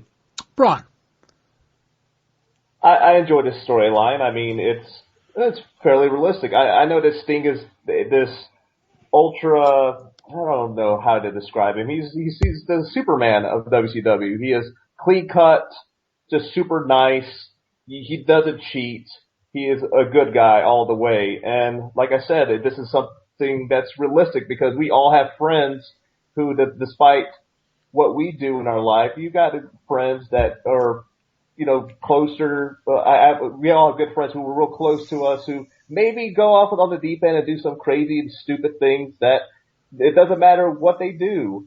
They'll always be your friend. And I think that's kind of what we're seeing here. Like you see Luger doing some underhanded tactics and Sting, he's with it because they're best buds. He's never going to turn on Luger. Well, it's funny you say that. I have admittedly have only come up with this kind of thought process in the last 3 minutes, so take that for what it's worth. But if they're not going to turn Hogan, and they're not, I think they're probably not. I think the opportunity with that was really a few months ago before Christmas, and they kind of teased it for a while, showed actually that it might work, and then basically went, no, Hogan, I think, bottled it. Flair is a heel, but, Flair is 46 years old, world champion, still Mr. Popular, he's still going to get cheered. I wonder whether there's a thought that, because the obvious thing here is that eventually Sting and Luger break up, Luger fully turns heel, Sting is the babyface, and you have the program. I wonder whether the more interesting idea would actually be to turn Sting. You're asking a lot of Luger there in that position as a babyface, certainly. I wouldn't disagree with that. But if we're going to talk about WCW long term, they need heels. They need main event heels. Apparently they're turning the Giant. Sting isn't going to be able to get past Hogan. It's an interesting thought. That would be, we'll have to move on here because we could be here forever otherwise. But I think it's an interesting thought process that maybe, while the obvious end game for this is we'll have them break up and feud with Sting as the babyface and Luger as the heel, and there's still a very good chance it could go that way. I think the far more interesting proposition would be Sting as the heel and Luger as the babyface. A lot more risky, but WCW are a company taking risks right now. And it would be an interesting move. But we will move on. Next up, it's One Man Gang versus Konnan for the United States title. Gang starts with some heavy strikes on the back of Konnan's neck. Konnan works some low drop kicks to try and topple him before sending tumbling through the middle ropes onto the steps. Konnan is on top, choking Konnan on, One Man Gang is on top, choking Konnan on the mat. Konnan rallies with some strikes, but Gang knocks him down. The crowd are dead silent. Finally, Konnan starts to rally. He jumps off the top and hits a head scissors, then a pair of drop kicks. He goes for a third and then randomly just back bumps. I've no idea what happened there. Gang goes for a splash, but seems to pull out of the pin. Gang goes for a second rope splash. Konnan moves, runs to the top, hits a flip dive, and wins the match. Kieran. bloody awful. They give most of the match to one-man gang. That's kind of a bad way to book it to start off with, and it's exactly what I expect. He just sort of punches and sort of goes, "Ugh," a lot, and that's about it, really. It was just rubbish. Quite a good impression, that, Brian. Pretty dreadful. I mean, just a complete and absolute dud. There's nothing really worth discussing in this match beyond Conan's random flopping and some of his moves that he's got. It's just, it looks so sloppy. What was he doing with that third drop kick? He fires himself off the far ropes and then just back bumps. Like, I don't know, maybe he was expecting a clothesline, I guess, but it wasn't like one man gang moved towards him. He just bounced off the far ropes and then flew his shoulders back and landed on the mat. The actual match was so bad that they cut to Steve Grisham. They thought that was more entertaining. Let's cut to NASCAR. I'll tell you what was impressive was that guy's chin. What's his name? Steve Grisham. My God, you could carve wood on that. Yeah, a guy with a big chin who's a racing driver. Might be in the wrong sport. Yeah, this was an awful match. No crowd heat. Gang is awful. Conan is a guy who, the more I watch him, the more confused I am about to whether he's any good. We may have truly found like the yardstick wrestler. We may have truly found the guy that if you put him in the ring, like you can work out how good someone is by putting them in the ring with Conan. Because if you're a good wrestler, you'll get a good match out of Conan, and if you're not, you won't. Like we saw Conan last month, or Kieran, you were with us on the ECW show where he wrestled Sandman, and he tried, and the match fell to pieces after a few minutes. And on the WCW show, we had Conan against Psychosis. Now, Psychosis is a Mexican high flyer who can do some highly impressive stuff. That match was the best match of the night. The more I watch of Conan, the more confused I am as to whether he's any good. But equally, I think One Man Gang is probably down there with Sandman. I guess there is the thought process that, and not that Conan necessarily holds any machinations about being the best wrestler in the world, but I guess if I would think that someone akin to a Bret Hart or a Shawn Michaels would be able to get a serviceable match out of One Man Gang, Conan couldn't. That works his detriment slightly. Let's move on. We get an interview with the Road Warriors. Animal says that it was an eye for an eye after what happened on Nitro. Next up, the Taskmaster with Jimmy Hart against Brian Pillman in a I respect you strap match. Pillman charges out, starts whipping Sullivan, who basically grabs onto his leg and holds on for dear life. I think they were telling the story that Pillman stolen the strap before the match, which is why he ran out and had it with him. After the altercation continues, Pillman grabs hold of the microphone, then says, "I respect you, Booker Man," and then just walks off. Kieran, what was this? In light of everything else, it was quite well done. Pillman isn't, like I said to you earlier in the week, Pillman is an absolute mentalist, but he's absolutely fascinating. What was it well done though? If you're sat in the crowd, are you not just going, "What the hell was that"? It kind of, in light of what I suppose on the night, it would seem a bit of a, coin a phrase, a bit of a clusterfuck.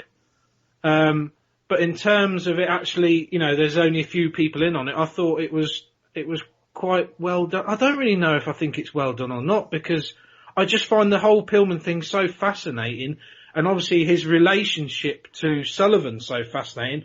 I kind of liked it. Right. Does it make me a bad person, or? I don't think it makes you a bad person. We're not discussing this on moralistic grounds. Go on, Brian.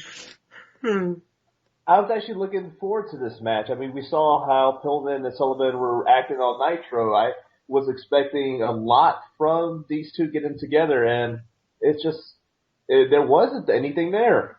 I mean, Katie barred the door, it gets out of control immediately, and then it just, well, this is over. Let's all go home, I guess. Yeah, all very strange. I'll say some of my wider points on this when we have a discussion later in the show, but they've done, that there is the idea. I just wonder whether, Bischoff, Sullivan and Pillman are putting this together like, oh yeah, Sullivan, you're going to cut a promo on Saturday night and you're going to snap a pencil, everyone's going to understand that reference. And then on Sunday, Pillman, you're going to go out there, you're going to grab on the mic and say, I respect you, Booker Man. And everyone's going to go, oh my God, he said the word Booker Man. He's referencing the fact Kevin Sullivan's the lead booker of WCW. I just kind of think that it's like, it's not like Pillman said that and the crowd just gasped.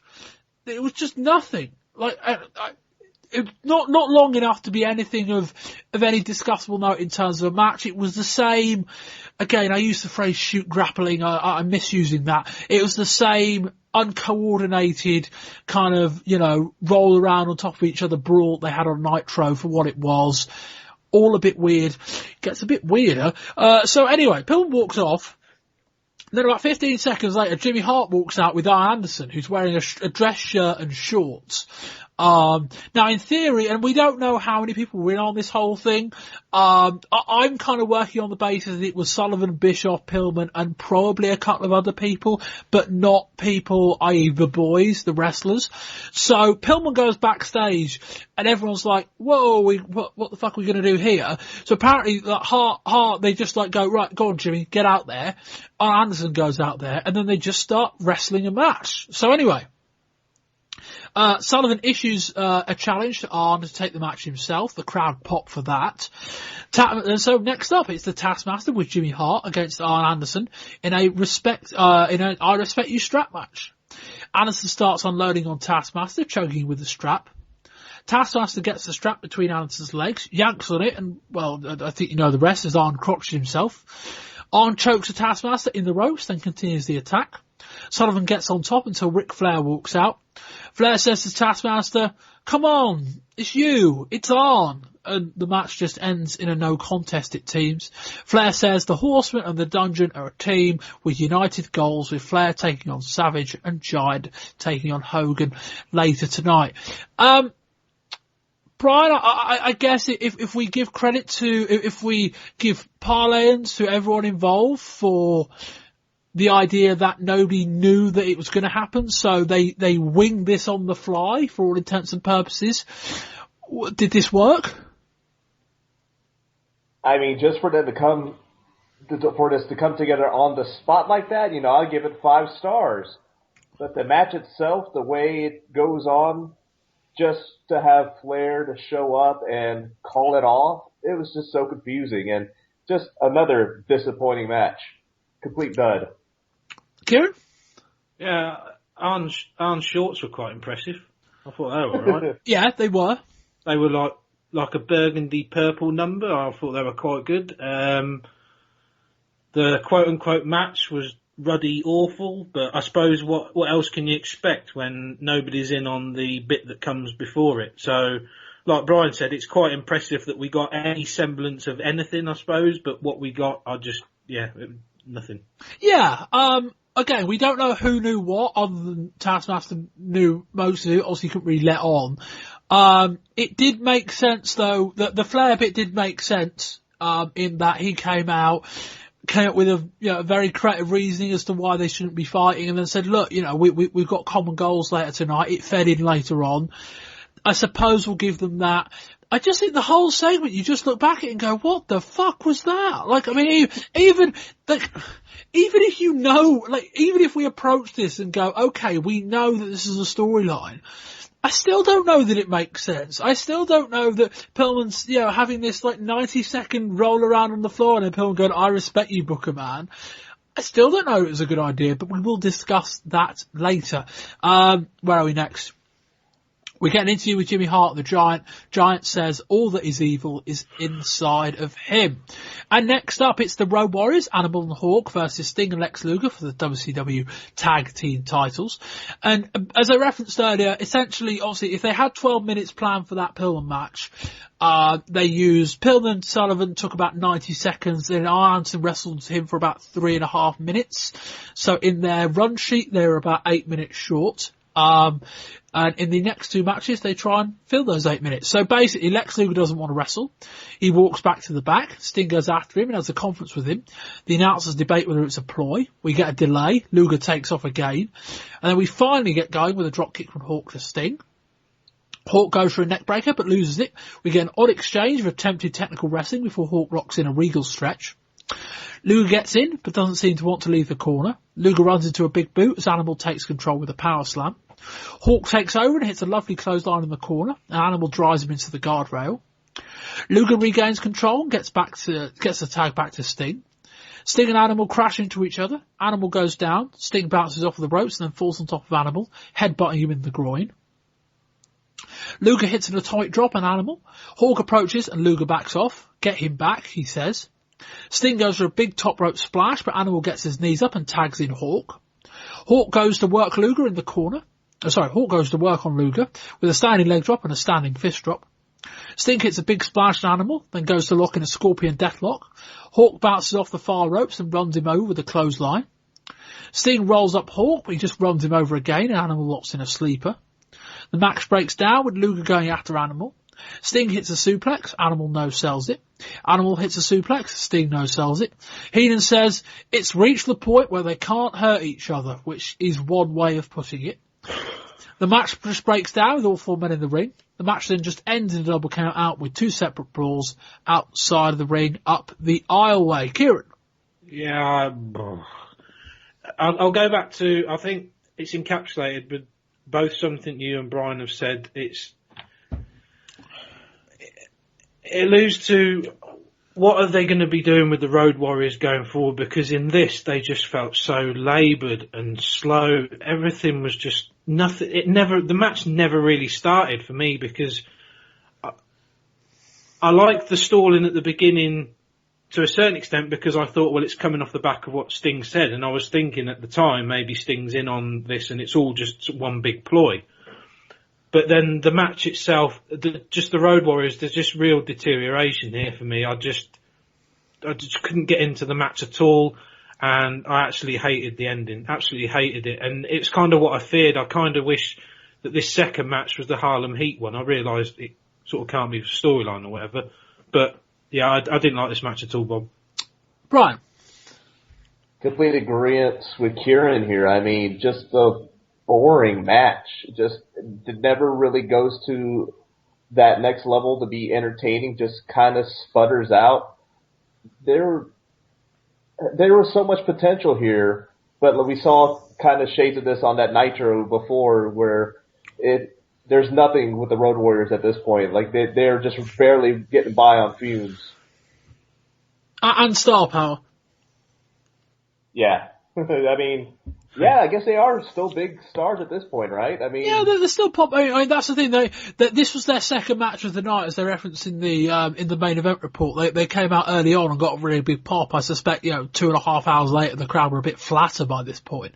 But yeah, like if they didn't have star power, they wouldn't have much else. And dare I say, they probably wouldn't have gigs in WCW. But I suppose that we can't really say that. We can say that about most of the WCW roster at this stage. But yeah, it was a poor match. They wrestled a match at the start of the night, but it wasn't particularly long. Sting and Luger wrestled earlier in the show, wasn't particularly long. I don't think we can attribute fatigue to any of this. The match, even with all the Luger's posturing at the start, wasn't that long. And I guess to a point they thought, well, look, this isn't going to be a match that's going to crescendo to a conclusion, so we might as well try and waste time at the start rather than extend the match. But the Luger, stalling at the start really didn't help it, because it was kind of like, it didn't really fit the story they were trying to tell. It kind of just made the match just start off in a really dull way. The action was okay. But again, like if the Road Warriors didn't have star power, they wouldn't have a lot else. The Road Warriors and Luger, that there's not a lot of wrestling ability in that. Those are the kind of people you want to pair with others. And Sting is good, but he's no miracle worker. It just didn't click. The ending was disappointing. That they're going to have a match at Uncensored. I'm guessing that's going to be some kind of no disqualification, some sort of stipulation match. We might finally get a winner in some form of this. But yeah, WCW like the Road Warriors because of their star power, but I think at some point they're going to have to go, yeah, but they might be dragging down the show quality. But we will see. Next up, Mean Gene Okerlund is backstage with Woman and Ric Flair. Don't you get it? Hogan's master plot has failed again. A little while ago, a very feeble attempt was made at turning the Taskmaster against Arn Anderson. Wrong! It didn't work, Hogan. No chemistry. Now, the cage goes down. The building gets dark. Woman and Nature Boy walk side by side. Walk into the cage. Guy hit the music. Here comes Randy Savage. Elizabeth under his arm. And you know what he knows? In the back of his mind, he's talking out of the side of his mouth. He's saying, Liz, oh, this ain't right. I got a face flare. And tonight, I'm going to bleed. I'm going to sweat. And Flair might take you home. Not good odds. Savage, count on it. Tonight, blood, sweat, tears, and a world title change. Right, woman? Yes, that's right, Nate. Woman. Woman. Oh, woman. Woo! If you should win, do I dare ask, Mr. Flair, will there be a little ride on Space Mountain? Well, think about it. I'll have woman on my left and Liz on my right. But I won't tell anybody who I'll be with tonight. Woo! Thank you. After a commercial, Flair is joined by after a commercial, Okerlund is joined by Miss Elizabeth and Randy Savage. And we come back to the arena and Michael Buffer is on hand for the in-ring introductions. And it says in Ric Flair with Woman versus Randy Savage with Miss Elizabeth in a cage match for the WCW World Heavyweight title. A fan throws Flair a Hogan bandana. Flair stomps on it. Another fan then hands Savage a Slim Jim. Flair gets on the mic. He offers Miss Elizabeth the chance to walk over here and kiss a real man. As with the prior match, they're massively stalling for time. Savage tries to attack Flair, who just returns to the outside. The bell finally rings and Savage goes after Flair in the corner. Flair reverses it and nails a chop. Flair rams Savage off of the cage. Savage falls awkwardly between the ropes and ends up getting hung up. Then Flair just levels the referee and kicks him. Doesn't really seem to go anywhere, that spot. Savage goes for a backslide, but there's no one to count. The referee gets out bloody quick, mind. Savage levels Flair with multiple clotheslines. Flair takes Savage down with a back elbow and he's on top. Flair goes to the top. Savage pops up and drops him to the mat. Savage then locks in a ropey figure four. Flair almost gets pinned. And if you think Woman's Howling was limited to ECW, you'd be wrong. Savage hits a body slam and scales the cage to the top. Flair pops up. Savage goes for an axe handle and Flair nails him with a ring hard with a hand on the way down. Flair rams Savage head into the cage again. Flair locks in a figure four of his own. Savage writhes in pain. Flair locks in the hold for so long, the ref actually pulls Flair off with a submission, which, given that Flair, backed him earlier, I guess is fair enough. Savage slowly regains some control, driving Flair's head off the cage twice. The howling begins all over again. Schiavone compares the stars of Woman and the silent Miss Elizabeth. Savage goes for a 10 punch, but Flair converts it into an atomic drop before doing the Flair flop. Flair attempts an escape. Savage pulls his trunks down and we see the moon over Florida. Flair levels Savage, then crotches himself on the ropes and falls on Savage. The ref counts 2. Savage kicks out. The bell briefly rings, but the match continues. Flair low blows Savage. Flair scales the top again. Savage pulls down his trunks again. Dusty exclaims, "For those of you who didn't see that on the other side." The door comes open with Savage attacking Flair. The ref attempts to close it. We cut to a wide shot, which may have something to do with the fact that Flair is bleeding. Woman goes to throw some powder into Savage's eyes, who ducks. Elizabeth opens the door, hands Flair her shoe. Flair kicks out of the pin, nails Savage with the shoe, and regains the World Heavyweight title. Just to quickly fill in while I remember to say it before we get into the discussion, the interesting bit surrounding this Flair blading, and it happened before all this news broke, we do reference it in part 3, so if you want to hear a more thorough, prepared version of what I'm about to say here, you can hear that in the ECW news. Boxer, I think Tommy Morrison tested positive for HIV announced the fact that he tested positive to HIV about 4 or 5 days after this show.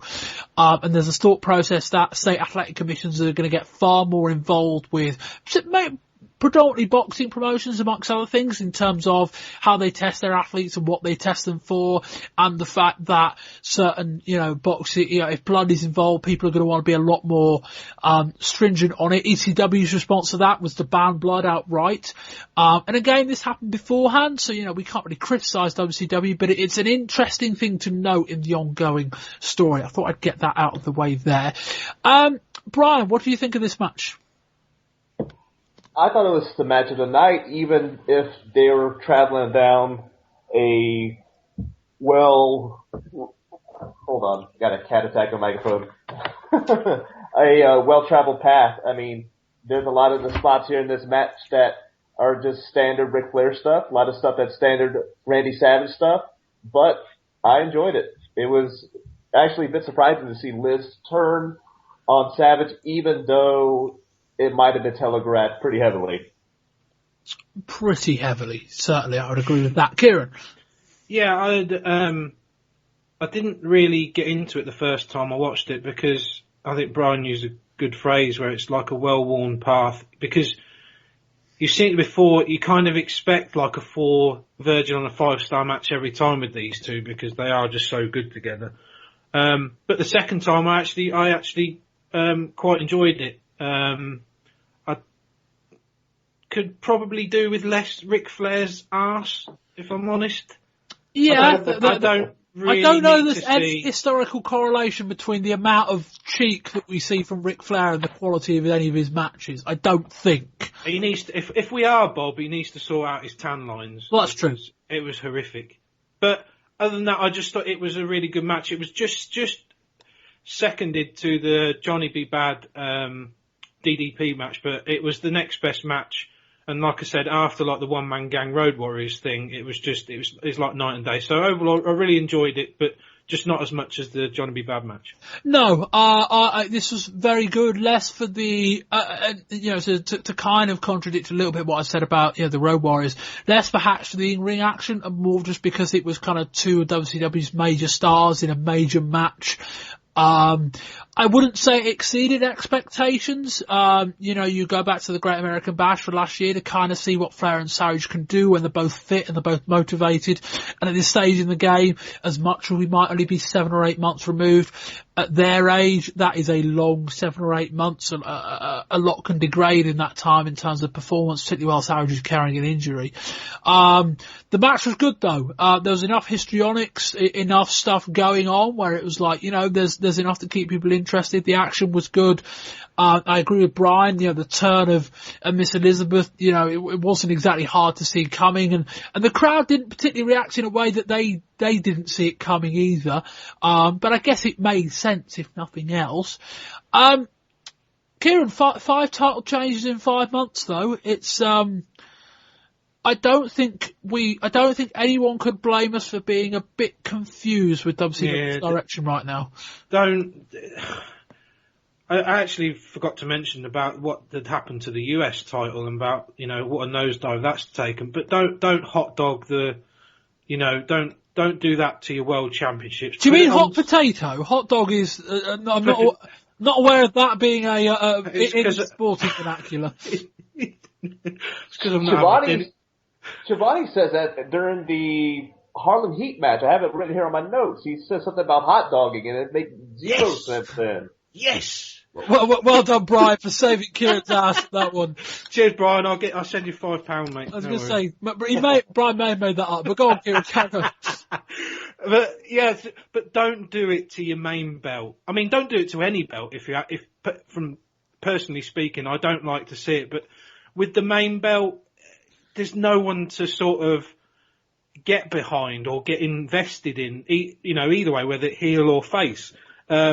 I kind of look at something like on the flip side, though, you could have something in ECW like Sandman, where sort of that one guy's got it for ages and it gets a bit tiresome. But changing it this amount of times is just doing no favours, mainly to the belt, but a lot to the roster and the talent, I think. Yeah, I mean, you don't have to have massively long title reign after massively long title reign. It's more a case of the status quo is the wrong word. The kind of it should be long title reigns unless you've got a good reason not to. And yeah, see, if there is a good reason to do a few switches in a few months, do it. Like, I've got no problem with that. It just, at the moment, it just seems like they're changing the title just for the sake of it. It almost felt like they wanted to get the belt to Flair, so they got the belt on Flair, then they thought, well, what can we do to pop a rating on the Nitro after the Royal Rumble? Oh, I know, let's have Flair Savage win the title back off Flair. And then this month, they're just righting that wrong by having Flair win the title back again. I guess we can say it made sense in that the Miss Elizabeth turn had a lot more impact, given that Flair was winning the title back versus necessarily him retaining it. So I think there's something in that. Brian, your thoughts on the title situation? It definitely does come across as desperate maneuvers by the heads of WCW. In this particular case, I think it's kind of, I don't know, just the way the ending happened, the way the finish occurred. Are we to believe that Miss Elizabeth's shoe is just this lead pipe equivalent? Yes, we are. Like, of course we are, Brian. The amount of high heeled shoes that have been involved in WCW match finishes in the last month and a half, it's been about 4 of them. You've never been hit by one, Brian, have you? Well, I guess. I guess not. What maybe I just don't remember. What if it's the female version of the loaded glove? What if it's the loaded high heel shoe, like the stiletto parts are made of lead? See, now that'd be an ingenious way of getting an illegal object involved in a match. But yes, that is a crutch that they've used about 3 times in the last month. On Nitro twice, I think, and here as well. Kieran, bro. I mean, that's all I really had on that one. In terms of just them changing the title so often, though, is it a good thing? Probably not, but I mean, I'm enjoying it. I mean, it is Ric Flair, Randy Savage, and Hulk Hogan. I mean, there's an obvious main event club that are the ones with the title, I guess with the Giant too. He's thrown in there a while back, but still, I mean, they're your stars. I'm okay with it now. We'll see where it goes. Yeah, but this is the title change I don't have a problem with all the storyline stuff and all the thing they want to do, what they want to set up with uncensored, with Savage having more of a reason to be pissed off. I think that's fine. It's just more the 2 in between time where it perhaps would have made more sense if Savage should have been champion just from the end of November right the way through until now, and then he'd have lost it. It might have packed a bit more punch, I suppose. Anyway, Hogan comes out after the match with a bandage over his eye, wielding a chair. This whole thing is shot from a wide angle because Flair's bleeding. Flair manages to escape with Arn and Woman, and he's the new champion. Mean Gene Okerlund is with Hulk Hogan. Hogan says, as far as he is concerned, Macho Man and him are on their own. Back in the arena, Michael Buffer claimed the Giant literally returned from the dead at Halloween Havoc, which I would take umbrage with, but of all the explanations, it's probably the one that makes the most sense. Anyway, we move on. It's the main event. It's the Giant with the Taskmaster and Jimmy Hart versus Hulk Hogan inside of a steel cage.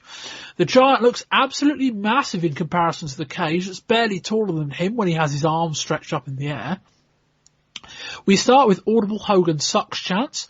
Hogan comes out of the blocks hard, biting Giant on the forehead and choking him with his wrist tape. He then does a 15 punch in the corner along with another bite. He then chokes him with his shirt, but goes for a body slam and gets cut off. Giant takes control, strangling Hogan with his shirt. Giant goes for a big standing elbow, but Hogan rolls out of the way and hulks up.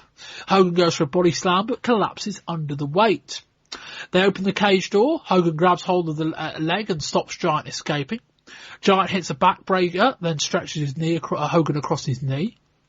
Giant rams Hogan's head into 3 sides of the cage while going for a bear hug. Hogan rallies again, but gets cut off. Giant hits a sloppy chokeslam. For what it's worth, there's no referee in this match. Hogan jumps up and starts hulking up. Giant gets near the open door, for some reason walks towards Hogan. Hogan bounced him off the cage 4, 5, 6, 7 times. He hits a big boot. Giant stays up. Hogan then signals to the crowd for a body slam. He hits it and the crowd pop. Then the leg drop and a second and a third. Amazingly, after all of that, Giant just sat up. He follows Hogan up the top rope. They exchange slaps. Hogan then sends him tumbling to the mat. Hogan climbs over the cage and wins the match. We'll come to the post-match angle in a second. Kieran, what do you think of this match? Oh, it's just the typical. You've seen this sort of match before. You know the way it's going to go. It goes the way. It just bored me to tears because I knew exactly what was going to happen. I've got nothing else really, Bob. I just didn't like it at all. I'm not a massive fan of Hogan at all.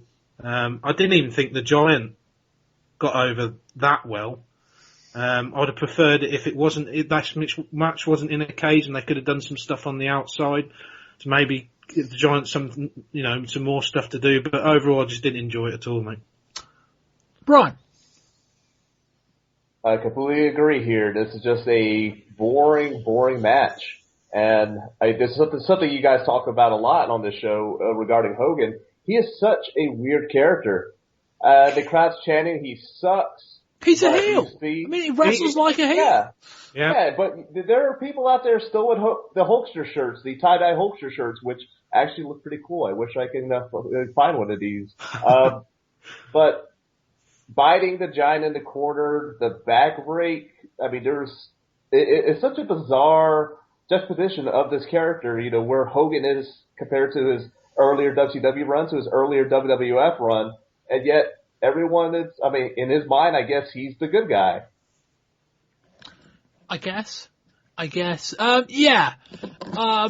I don't think I dislike this match quite as much as you two did, but I think more in the sense that I would disagree with Kieran. I think the cage match added a lot to it. I mean, we saw at Halloween Havoc, they had an okay match, probably a little bit worse than that. But the cage gave them a lot of crutches and a lot of things that they could lean on in terms of spots they could do that broke up their monotony of the action. The Giant is an impressive worker, but he has no transitions at the moment. It's just a series of big moves that he's learnt to do competently, and Hogan's not the guy that can drag him through a good match. So it's just kind of there, and there's no flow, there's no drama, there's no, toing and froing. It's just, it's like a training match is probably the best way of describing it. It's as if there's someone at the side of the ring calling spots, and they go, okay, go for a body slam, cut him off. Right, you've done that. Right, Giant, go for a backbreaker and stretch over your knee. It's kind of like that. There's no, it's not a match that flows very well. Go on, Kieran. Yeah, like I said, the Giant, it just feels like a checklist, which goes back to, you were saying about it being a training match. It just feels like a tick box exercise, which is kind of how Hogan has always had his matches booked. It has to go that certain way that we all know about, especially against when it's like a Giant or whatever. It doesn't matter who it's been in the past or who it is now. You just know how it's going to go. And like you said, it doesn't help with the fact of how, he's not, this thing with the Giant is, I've wrote the word limited, but I don't think he is. I don't think he is, which annoyed me even more. He's only wrestled like a dozen matches probably at this stage. I mean, it was about, Halloween Havoc was like his third match. Right. No, he's done some stuff on Nitro since, and I know he's done syndicated tapings and things like that. Maybe a dozen's undercutting it a bit. But in his development as a performer, he is still in his infancy. Yeah, like I said, I think limited's the wrong word. I just think he could have done a lot more, but I think, like you said, it felt almost like a tick box exercise, this match. Just like Nitro, Taskmaster is on hand post-match for the attack. Hogan cuts him off, pushes Taskmaster into the cage with his chair and goes after him. Out comes Meng, who gets hit by a chair. Out come Morris, Shark, Zodiac and One Man Gang. Hogan cleans house with a chair. Giant wanders off, but out comes Loch Ness. Giant haystacks. He gets held back by the Dungeon of Doom and everyone else at ringside, presumably, and I actually think this is true, because he wouldn't have been able to get through the cage door. That was You think I'm joking? You think That's it. You think I'm joking? But not just the door, but the problem was that because immediately after the door is the turnbuckle, I don't think he'd get through. So basically, You're right. You're right, Bob. I think that was it. So the only other option they had would have been to lift up the cage, and presumably they didn't trust the ring to do that. But the angle didn't go anywhere. He hasn't appeared on Nitro. He has appeared on Nitro since, but he hasn't interacted with Hogan since. So you thought they were building this big kind of showdown, and Loch Ness just kind of waddles out to ringside, and then everyone holds him back so he doesn't have to have an excuse for climbing the ring. And the weird thing was, why would you hold him back? If you think about surely the whole point is we sent out all of our guns and Hogan's run them off. If Loch Ness wants involved, send him in. But obviously, as I said, I literally think the whole thing was the cage is too close to the turnbuckle. He won't be able to get in, or it might be a struggle. Let's not let him try. Brian, what do you think of this? I was waiting for us to get into this conversation because to me, this is the highlight of the pay-per-view. It's not even the match. It's the highlight I agree. of Hogan. I agree. Taking on 9 different men with one steel chair and winning. But he didn't get to take on Loch Ness. So you know. What was the storyline reason that they were scared of Hogan with his steel chair? And I forgot what the announcers say. They play it up as Hogan fended off all these other guys. We can't let Loch Ness go in there by himself. He'll get decimated. But I mean, utter ridiculousness, trashy fun. That's a good way to describe this. Cartoonish, trashy fun would be the word I would add. Kieran? Oh God, this is. I can't. It's just, Bob, you've completely wrecked me now. I don't know where I am because that is exactly why he couldn't get through the fucking door. But God, Hogan basically tickling about 10 men with a chair was just. I was absolutely. Those chair shots are softer than his big boots, and his big boots don't look good either. He like goes, oh, there's one for you, there's one. It was like, why bother? If you're gonna do protect people, hit them on the back with it. Why are you just fannying about with it? Oh, and then Loch Ness. Oh, you've destroyed me with the Loch Ness thing. Yeah, a segment that terrible. It was terrible. I think the idea was this was meant to be this brilliant showdown, but Loch Ness just waddles out and then everyone kind of holds him back. And my first thought was, he ain't getting in that fucking cage door. My first thought was, I want to see him try and get in because I don't think he's going to make it. And then they started to hold him back, and I'm like, I get it now. That's why. And yeah, I think a lot of people probably thought that, and I don't know that this ending segment went the way they were hoping it would. Did they not? But they must have. Did they never do anything? I suppose no, they wouldn't bring the cage down to go through. I don't suppose they'll go through that ending, will they? Rehearse it in a way, I suppose. No, I don't get the, I think they knew that. I think the entire story was send Loch Ness out there. But he can't get through the, getting through the door, they knew. I assume so, yeah, because otherwise he would have tried, wouldn't he? I suppose the third, perhaps slightly funnier option would be that Loch Ness wanted it and Taskmaster went, this ain't gonna fucking work when they're out there. So it's like, let's not try this, let's not ruin another angle. I wish he'd tried to climb the cage now and get over the top. That was my other thought. I think I wouldn't have made this. I wouldn't have made this review if that had happened. Just got Meng and Zodiac trying to give him a leg up. Give him a boost. That would have been an amazing end to the show. It would have been like Meng getting a face full of Loch Ness Monster's leg, trying to lift him up over the cage. Oh man alive! I've just had this mental image of Loch Ness grabbing the side of the cage and trying to get on top of it, yet the whole cage itself just flipping over, toppling over this cartoonish manner. It's like a Roadrunner cartoon. Yeah. I don't think they meant for this final segment to be so comedic.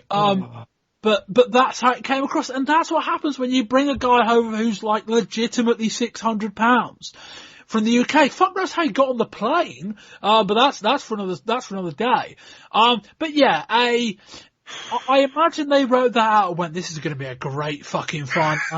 But I've got this cart there. Well, Hogan clears house with everyone else. Everyone's like on the edge of their seats waiting for this big showdown, and then we'll send them home disappointed because a lot less gets held back because they don't want to get him in there. And I think a lot of people would have gone, yeah, there's another reason you did that. Anyway, Brian, your overall thoughts on this show and a score rating out of 10. Ooh, score rating out of 10. You know what? I'll give this a solid 6 out of 10. I did enjoy watching it. There was a lot of just oddball choices. Like you said, the fact that Giant versus Hogan ended this pay-per-view, you know, that it headlined over a Ric Flair versus Randy Savage match. I mean, that's just utter ridiculousness. But, yes, 6 out of 10. Kieran. Right. In light of the Loch Ness news, in my heart, I want to give this like 10 out of 10.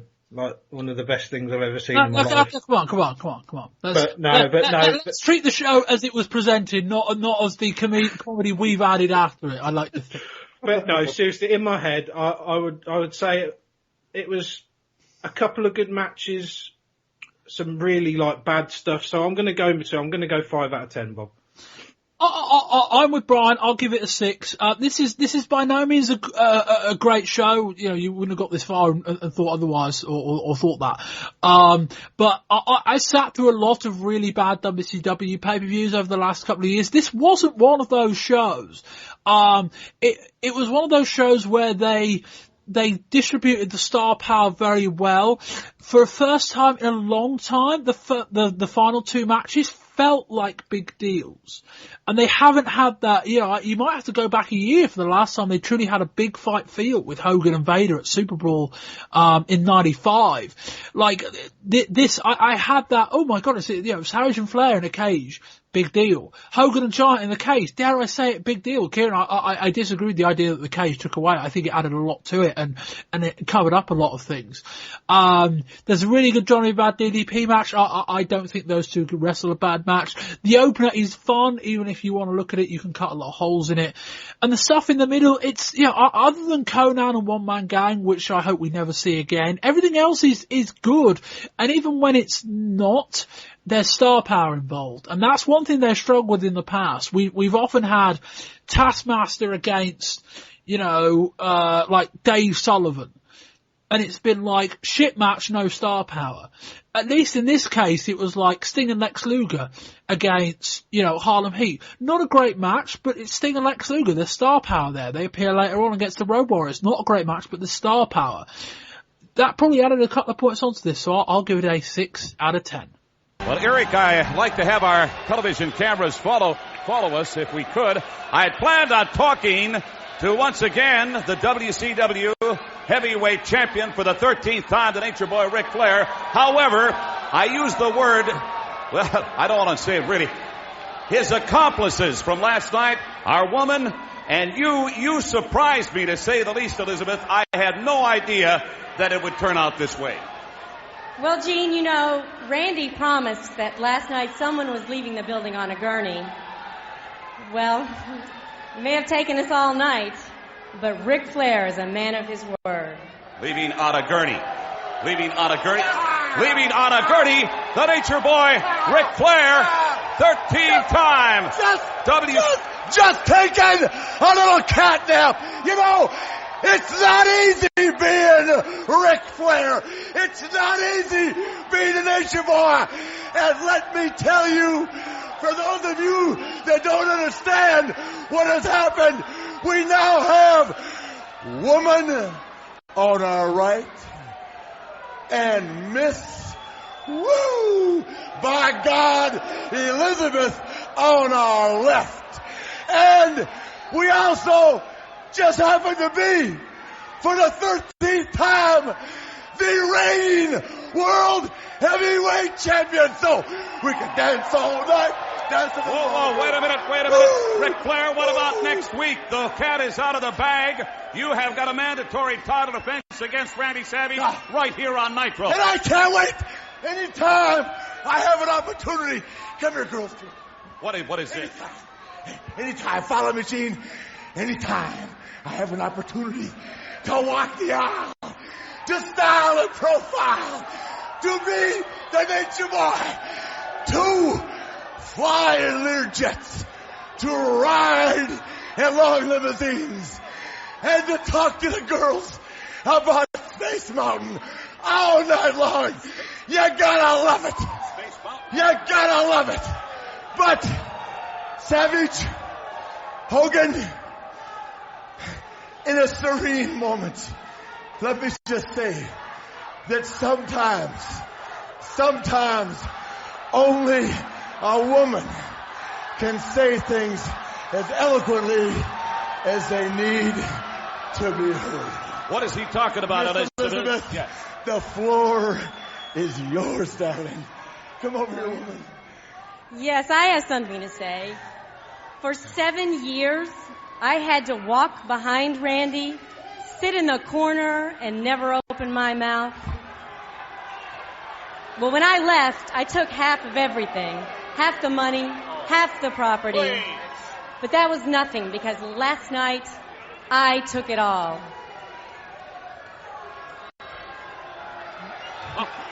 Wait a minute here. What she wants to say. I know that belt was the most important thing to Randy. And he prides himself on living on the edge. Well, he's over the edge and looking up at the nature boy.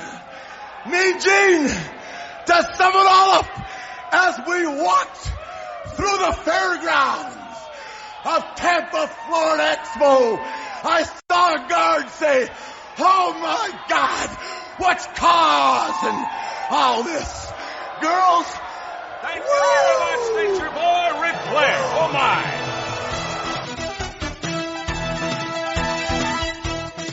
February the 12th opens up with WCW Monday Nitro up against the Westminster Dog Show, not Raw. We open up with Hugh Morris against Randy Savage. Morris crashes and burns going for a moonsault. Savage hits a top rope elbow drop, then goes for another. He hits that one too and wins the match. Gene Okerlund interviews WCW driver Steve Grissom, who is competing in a WCW branded NASCAR. It should be said that without the competition of Raw, the pacing for this show seems a lot slower than usual. Scotty Riggs faces off against Loch Ness. After trying to topple him, Riggs gets flattened going for a crossbody, then falls victim to two standing elbows. We join Mean Gene Okerlund on the stage with Woman and Miss Elizabeth in a hospital bed. Flair pops up from under the sheet wearing a suit, styling and profiling with the title. Elizabeth said that when she left Randy she took half of everything, but last night she took everything. Next up is Dangerous Devon Storm against Conan. Storm grabs a chair and unfolds it and goes for a Sabu somersault dive style move to the outside. He goes to run up the ring steps, which he's moved for something, but Conan catches him and hits a powerbomb onto the floor. They cut to George Steinbrenner from the New York Yankees, who's watching at the crowd. The crowd is flat for what is some interesting and slightly clunky action. Conan hits a sunset flip powerbomb off the top rope and pins Storm for the 3. The main event is Hulk Hogan against Arn Anderson. Hogan is wrestling with a plaster over one eye. Flair walks out midway through. The typical Hogan-Flair match, who wrestles like a heel, gets beaten down and then hulks up. Hits the big boot, then mocks Flair's strut before putting the figure 4 in on Anderson. Anderson distracts the ref. Flair walks into the ring and Hogan actually rolls him into a cradle whilst having Anderson in the figure 4. Woman throws powder in Hogan's eyes. The ref cannot see it despite the puff of powder dust. Anderson uses Miss Elizabeth's shoe, hits Hogan with it and wins the match. Hogan revives himself quite quickly and dispatches Anderson and Flair with big boots. Savage comes out and runs them off with the chair. Flair gets on the announcer's desk, grabs Bischoff's headset. Hogan and Savage run up to the stage area and Anderson and Flair scarper. Nitro on the 19th. During the introduction of Hulk Hogan and Arn Anderson, Eric Bischoff says, "Do you hear that? Incessant whining from the northeastern part of the building." Bischoff also describes Vader as, quote, leaving with his tail between his legs after a physical confrontation with Paul Orndorff. Arn wins via disqualification after Savage enters the ring and cuts off the interference. Alex Wright becomes the next Brave Soul, taking on Loch Ness. Loch Ness wins with a standing elbow. Continuing the European feel for the show, the Belfast Bruiser takes on Brad Armstrong in a battle of the mullets. The Bruiser wins with a power slam. We end the show with Savage's world title rematch against Ric Flair. Savage puts Flair in the figure 4. Savage then spits in Flair's face, which pops the crowd. Woman chucks her shoe into the ring. Savage catches it and levels Flair with it. He pins Flair. The count just seems to stop at 2. Taskmaster runs out and grabs the shoe, providing the distraction. Islandson ends up in the ring and flattens Savage with the DDT. The ref counts to 3 and Flair retains. The post-match beatdown is stopped by none other than Ed Leslie, aka the Zodiac, aka the Man with No Name, aka the Butcher, aka Brutus the Barber Beefcake, aka Brother Bruce Ty. Hogan now seems to be calling him the Booty Man. Hogan and Savage were irate by the commentary booth as the show goes off the air. Now we're going to come back quote unquote live to the show and we're going to review the parts of the final Nitro of the month. And we come back in for a review of the final Nitro of the month. Not a lot to discuss, but there was one match in particular that I did want to draw attention to. I did. But anyway, Nitro opens up on February the 26th with Eric Bischoff giving away the results at the World Whining Federation. We open up with Big Bubba against Sting. At one point, Bubba gets into it with an old woman in the front row, but this time it isn't Kevin Sullivan. Sting picks up Bubba for a pile driver, then drops onto his knees, almost like a reverse tombstone. This is actually quite a good match, but that shouldn't come as a surprise. These two have got good chemistry. Sting wins it with a top crossbody from the top. They're also doing a sponsored Pet Boys Power Pin of the Week, which I suppose guarantees at least one clean victory on every show. Good match that. I would say, as I say, Sting and Bubba have good chemistry. Sting is good working against bigger guys. Bubba is a good big guy worker. I wish they would do more with Bubba. I feel like he's a guy that could feature on these pay-per-views. It feels like it's been a while too.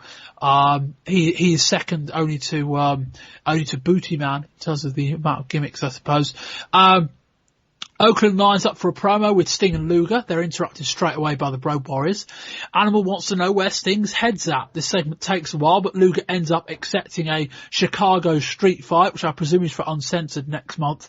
Doesn't really make sense given that the main event is a number 1 contender match. The segment ends where Sting says to Luger, do you know what a Chicago street fight is? And Luger goes, I don't know, just a normal match, isn't it? So that I thought was quite good. Luger accepting a Chicago street fight without knowing what it was. Luger comes back out next for a match with the Renegade, who's back. Whose first appearance on Nitro not so coincidentally coincides with the Ultimate Warrior vignettes that aired on Raw this month. Hear about that in part 2. For the two men involved, this is an absurdly good match. I should say absurdly good means a bog standard average match, but a match that looked horrid on paper. Bischoff says Lex Luger, part of the supposed new generation, before crossing over to where the big boys play. An even match too. This wasn't a squash by any stretch.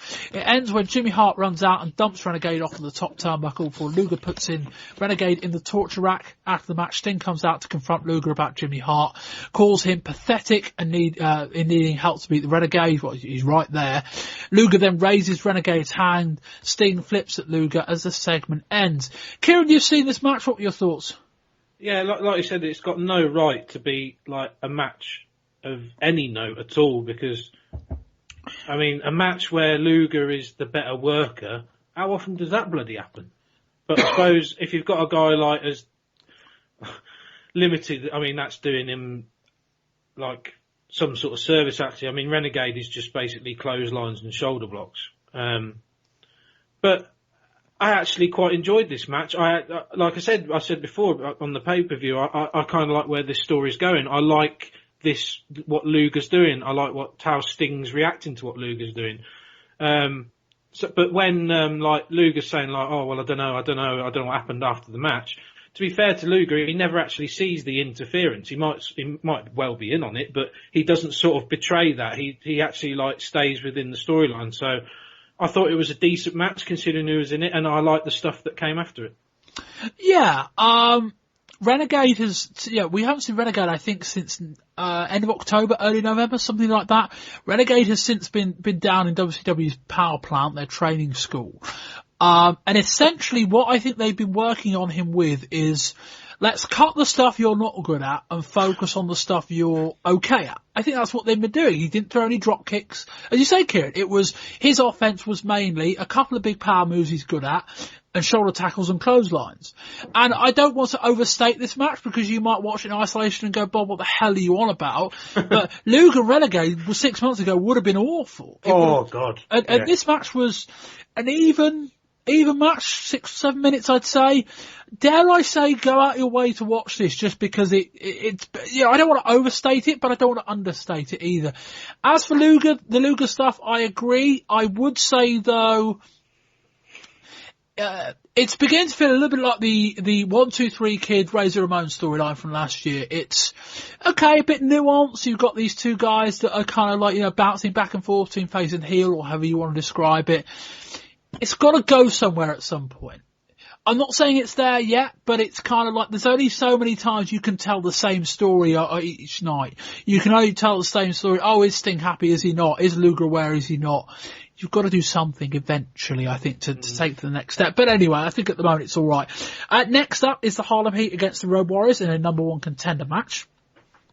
After a pretty good match, Booker T hits a rolling leg drop, but the ref is distracted. The Animal, who wasn't the Liga man, hits Booker T with a big kick, and the Warriors win.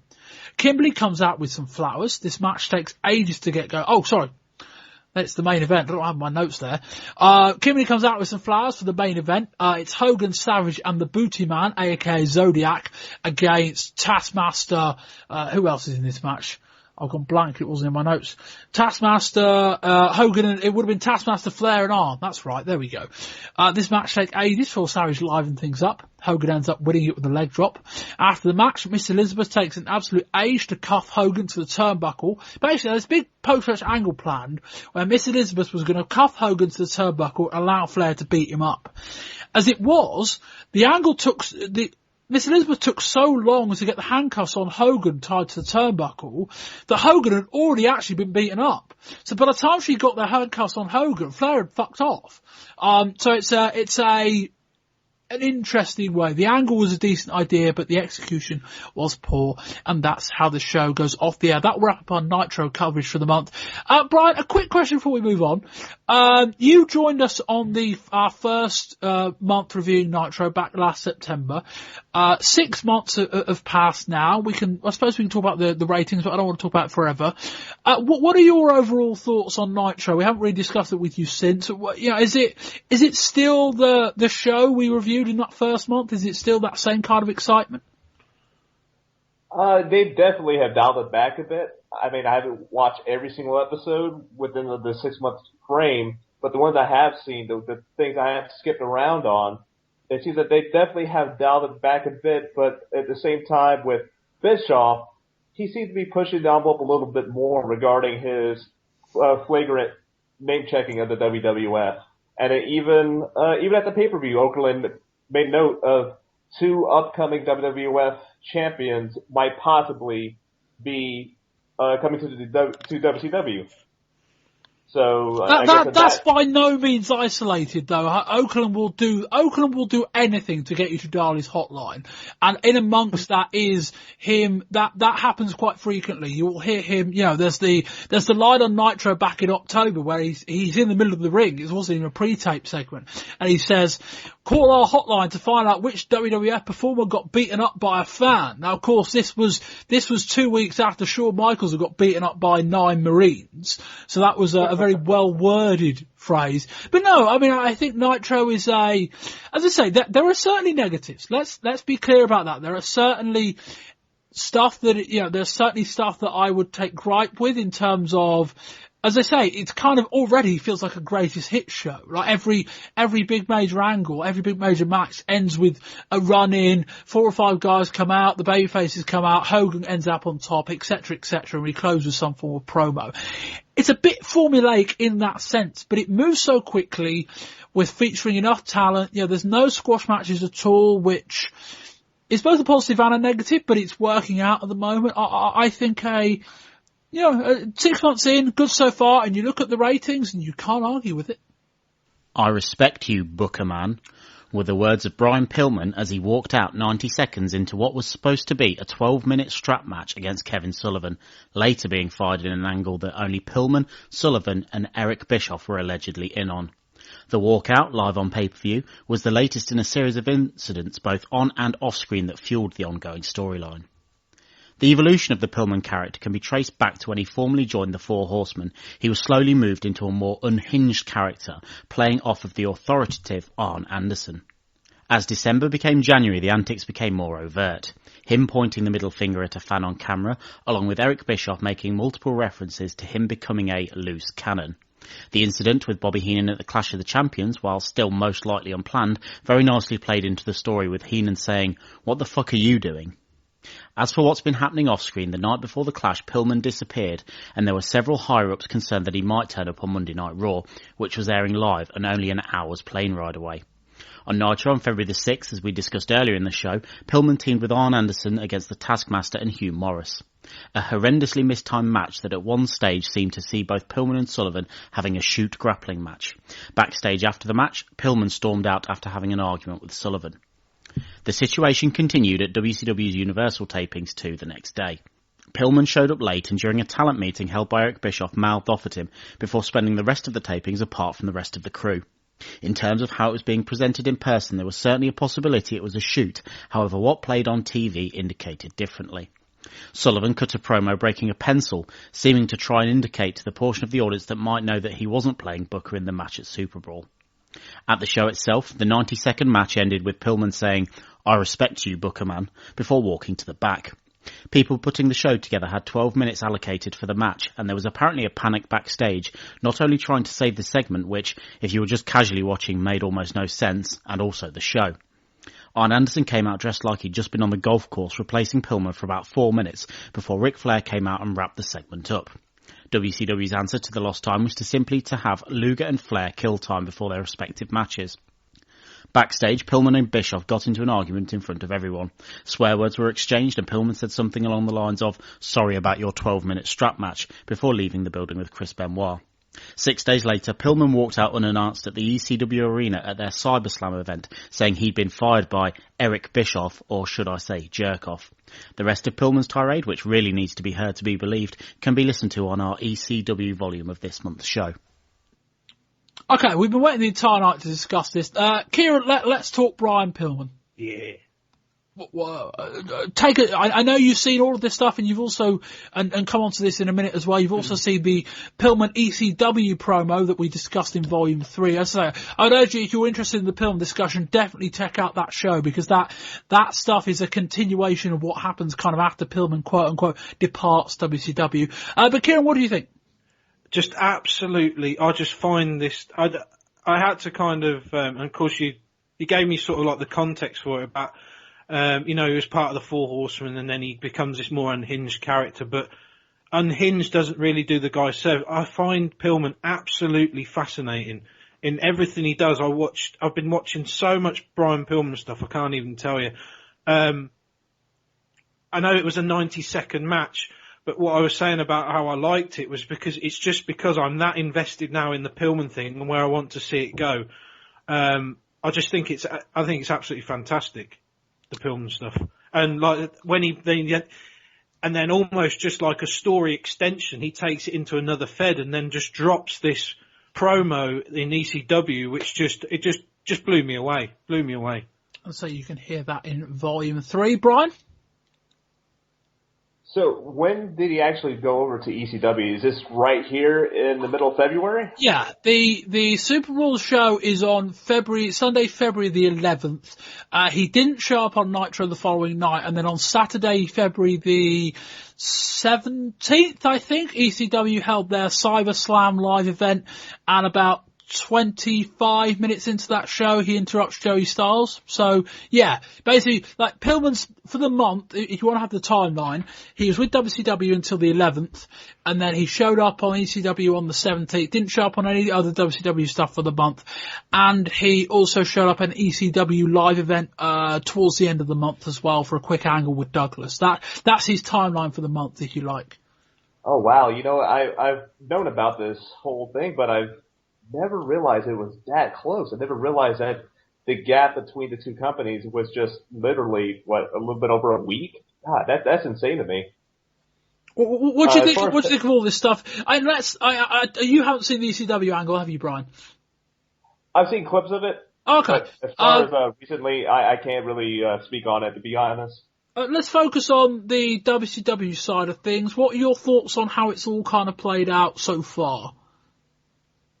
I kind of wish that he stuck around more. I mean, I liked where they were going. It was a ticking time bomb to see what exactly is going to happen with this Brian Pillman character. Where exactly is this going to go? I mean, he's still kind of hanging around with Arn, and they were dealing with the Horsemen. Would Pillman have been involved with this upcoming Hogan fiasco at the next pay-per-view? Well, he still could. I think Dave Meltzer said that there may be a thought that the ultimate goal with this is to get Pillman back in and have him programmed with Hogan. I've no idea how that'd play out, but he still could. I think is the long and short of it.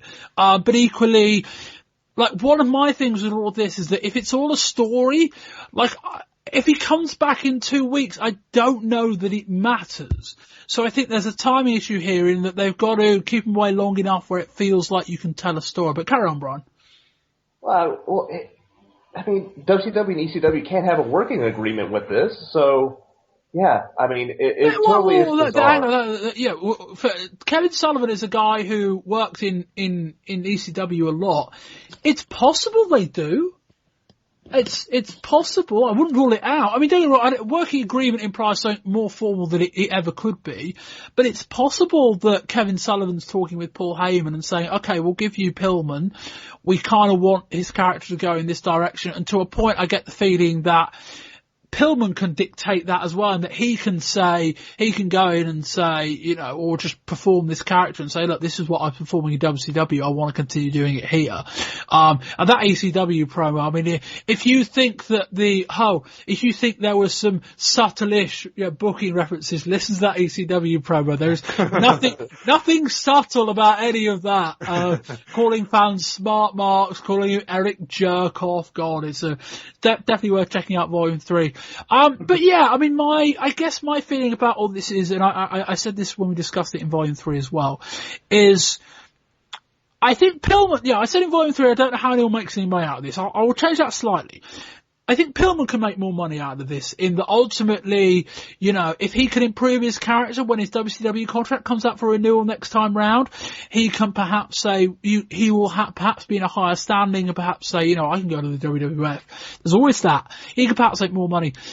I just don't know how WCW make any money out of this. Like, I get the feeling they're all sat in the booking room going, yeah, we're workable. We use all these insider references. We'll send him to ECW. If he shows up on Nitro in a few weeks, what are they going to say? Like, what's the theory? Oh, Pillman broke script and he went out and then he came back. Yeah. Like, it's not that they're telling a bad story. It's just that the audience that story is relatable to is about, the extent of the Wrestling Observer readership, I would say. Brian, what were your thoughts on that side of it? When you put it that way, I agree with you. It's just bizarre to see exactly the manner they're having this whole thing play out. Honestly, I don't know. I don't know where to go with this. Kieran? It's kind of made me think again about it because, like I said, but it's okay them doing this, but if it is and he does come back, what do they do? Because this is the same company that's doing storylines about bingo winnings, and they're doing storylines, they're doing these Dungeon of Doom things and all these fantastical type characters, and now they want to try and do something quote unquote real. I would kind of worry if it did turn out that way and he did come back to WCW. I'd kind of worry that they'd even be able to deal with it, and it would just maybe they would just turn it a bit hokey and just destroy it completely. Yeah, again, not necessarily the worst story. I just don't know how you present it in a way that gets over. I think there is a version of an unhinged Brian Pillman character in a story arc within WCW that makes sense, but I don't think part of that is Sullivan breaking a pencil on Saturday night. I don't think part of that is Pillman going, I respect you, Booker man. I don't think that's drawing any money. I think the bit that's drawing money is, can you convince people that Brock Pillman is a bit of a whack job? They've done a good job of that. But it's got to translate into if they want to put it with Hogan, this whole thing has to be able to come full circle and translate into a workable program alongside a cartoon character like Hulk Hogan. And it has to end in a match. And it has to end in Hogan winning, because it always does. Yeah. We will wait and see, is the long story short. It's got us talking about Brian Pillman. Brian Pillman, as I said in the ECW part, is a guy that last year you could have forgotten about for months on end, even though when he wrestled he was oftentimes incredibly impressive. He is still a guy that was just flying Bryan, this, kind of flat, bland character. He's almost done too good a job. He's almost pushed it so far now booked himself out of the running almost, doesn't he? Perhaps. Yeah. But we will see. Anyway, for our final discussion point of the month, again, cross-promoting on a lot of shows, something we talk about at length in Volume 2 as well, and you'll hear a bit more of the context around this story. Not that there's a ton we know at the moment, beyond that Razor Ramon, aka Scott Hall, has handed in his notice period with the WWF and has subsequently been suspended by them for reasons that, in theory at least, aren't related. But Brian, we are in a situation where we can be pretty confident in saying Scott Hall is joining WCW. There are rumours that Diesel is talking specifically with Hulk Hogan about coming in to join WCW because his contract's up soon. And also rumours that Bret Hart is having discussions with them. Of the three, that one seemed the least, I wouldn't say credible, the least likely. But Brian, picking off each of those in turn, I think if you're a WCW fan, exciting times. Yeah, I mean, the WWF is something that I kind of catch here and there. I don't really pay too much attention to it, but I love the video games, and Razor Ramon is always the guy I choose. So having him with Sting, I mean, that's a main money match. Oh, yeah. What are your thoughts on what each of those individually would bring to WCW? Oh man. I guess the remaining New York audience, whoever is still watching the WWF is still following along there. I mean, those are the big stars. If you get all three, I mean, who else would they have? Who's going to be stuck around? I mean, didn't you say that the Warriors also in talks of possibly going to the WWF? So if they lose Razor Ramon, Diesel, and Bret Hart, and they get in an Ultimate Warrior, that's not exactly a fair trade-off. So they've been airing Warrior vignettes on Raw this month, so I think that is a pretty much a guarantee that he will be coming back. But yeah, no, you're right. And again, that we kind of discussed that side of it on that part of the show, on WWF part of the show in terms of what WWF would lose. But Kieran, from a WCW perspective, and it's easy to overlook the monetary side of things, but I think to an extent we can, in that if Turner is happy to put the money in and if they can find it, we can overlook it. From WCW's perspective, it's, Razor Ramon, Scott Hall, I think they're all very different. I mean, I'll let you, go on, what are your thoughts, Kieran? I'll say my piece in a minute. I reserve judgment on the Diesel Kevin Nash one because he didn't have a great time of it in WWF. So I would hope they would do something different with him, although I can't see him doing anything other than going up against Hogan. The ones that I think are real money spinners, like Brian alluded to, is the Razor Ramon one. The amount of guys he could work with just excites me straight away. But the real fillip for WCW would be that Bret Hart one. I mean, like a Bret Hart Sting. It's salivate. I think if WCW got all three, I think their roster would look so much stronger. It might be game over in the fight on Monday nights. I mean, because that's the thing. I said it in part 2. It's not like this isn't a sports trade. This isn't football. This isn't NFL, whatever sport you want to use. In a sports trade, if I'm not sure particularly. I know what you mean. It's like you're not going to. WWF don't fight WCW home and away, do they? No, it's not that. It's if they were two sports teams and WCW wanted to sign two guys from the WWF. Now, admittedly, okay, these guys are out of contract, so don't take this literally because we end up in, difficult spots. But if WCW wanted to sign guys from the WWF, there would be a negotiation. There would be okay, what are we getting in return? And, you know, from a WWF perspective, they would either get a lot of money or they'd get guys coming the other way. And at the very least, they could presumably go out to somewhere else and sign guys that may not be as famous because they've not played in the big time, but sign guys that can fill that spots. The problem the WWF got is that this isn't sport, it's wrestling. Now, admittedly, it shouldn't make it easier because you can book big stars, and they've not done a very good job of that in recent years.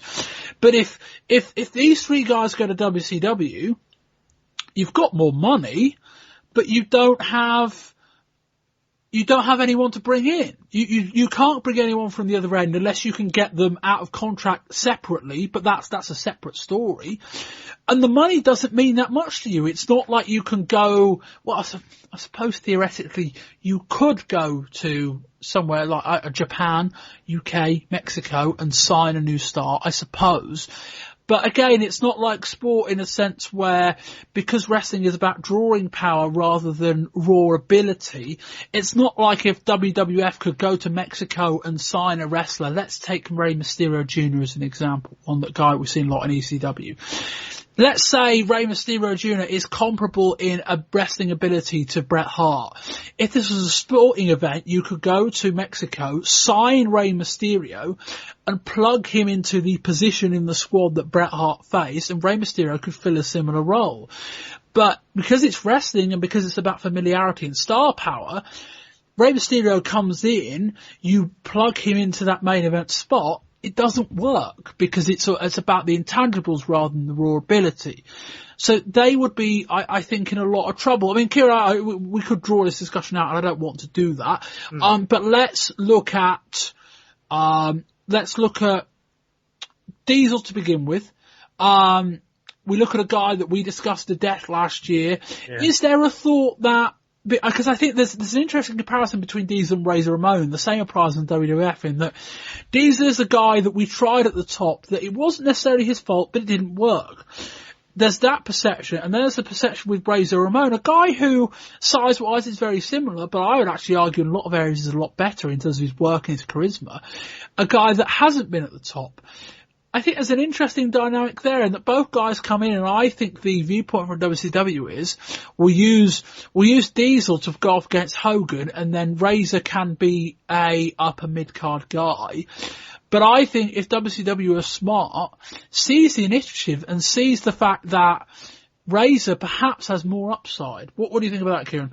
Totally. I would hope that they would have, in signing them, they have the foresight to do exactly that. I want Razor to be the guy that gets the big push. I just think that Diesel would then be sort of like your safe bet because he's the bigger guy.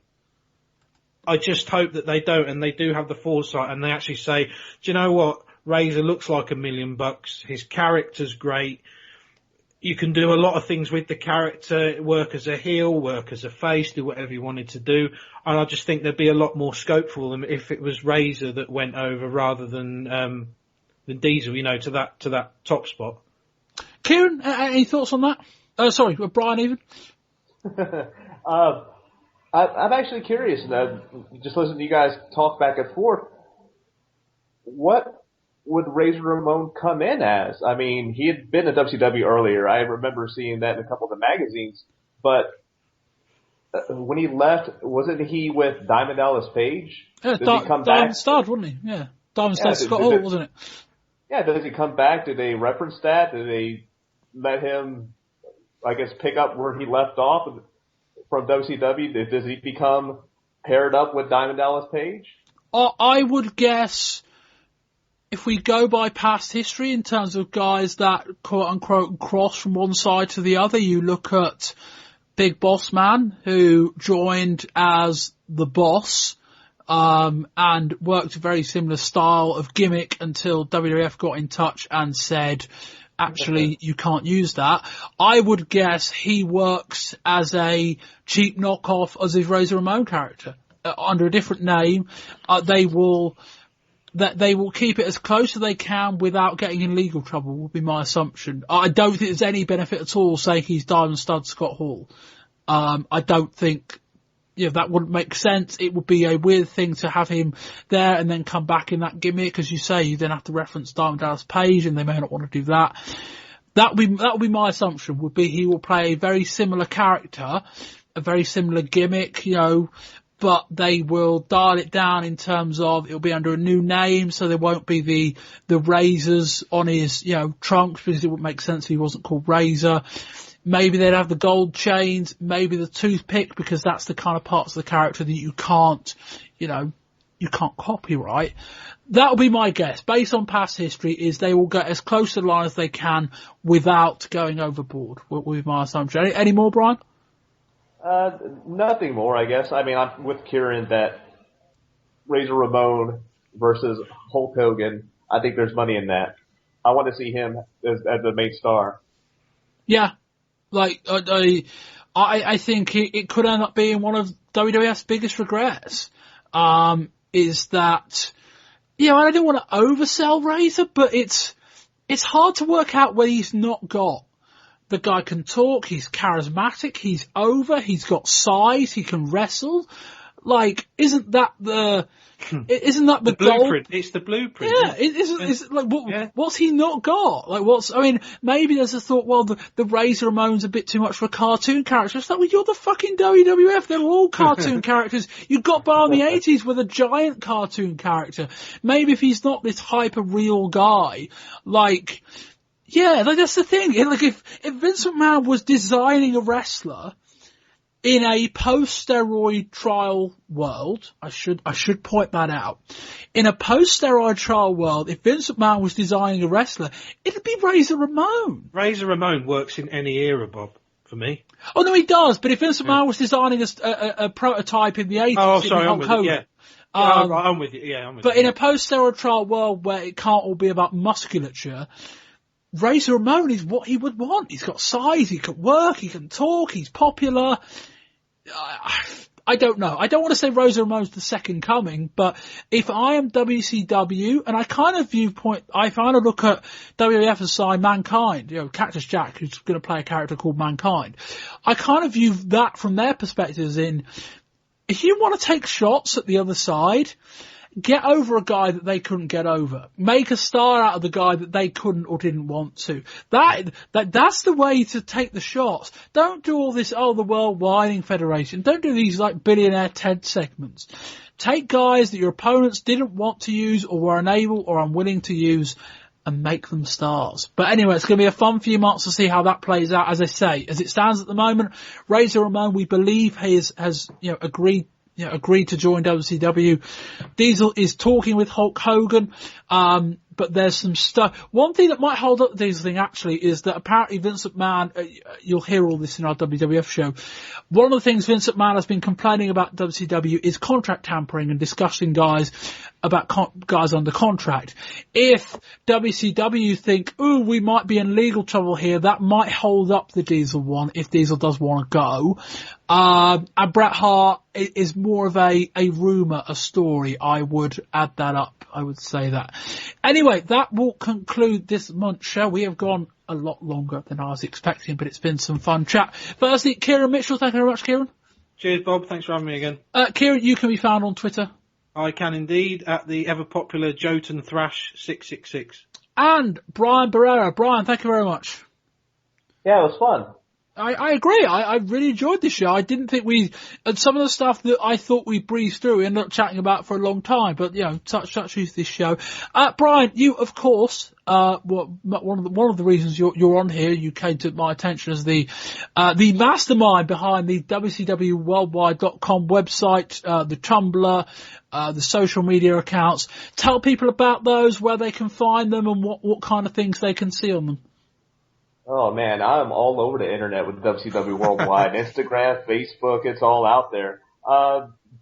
Basically, it's a tribute to World Championship Wrestling and all the characters and wrestlers involved within. So I do focus a lot on WCW, but sometimes I'll veer into WWE, TNA, and other areas where, WCW is related. I mean, I've scanned in an interview with a magazine interview with Vampiro from Arena de Lucha Libre magazine, and I translated it and put it out there. You got some good shots of Vampiro looking sexy in 1994.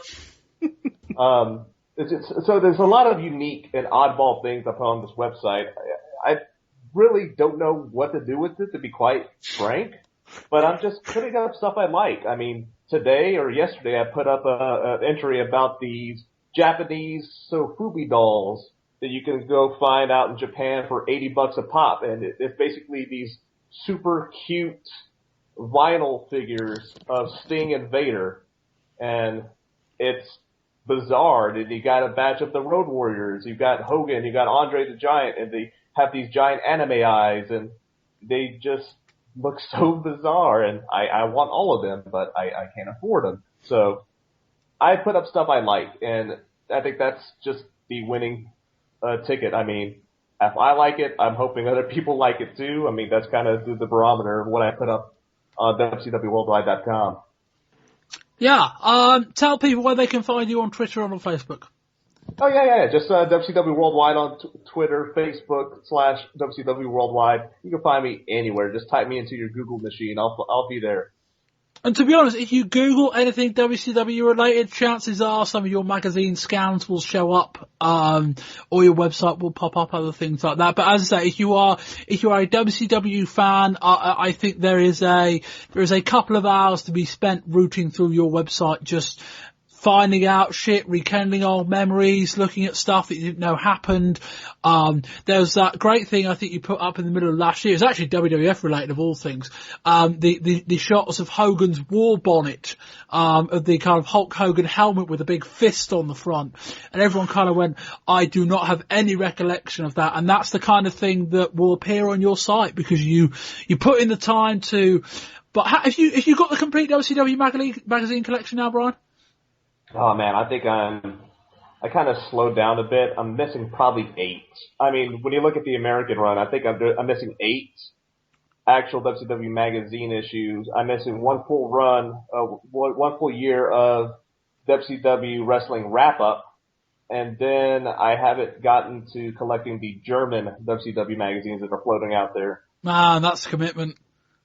Did they do a German WCW magazine? I didn't know that.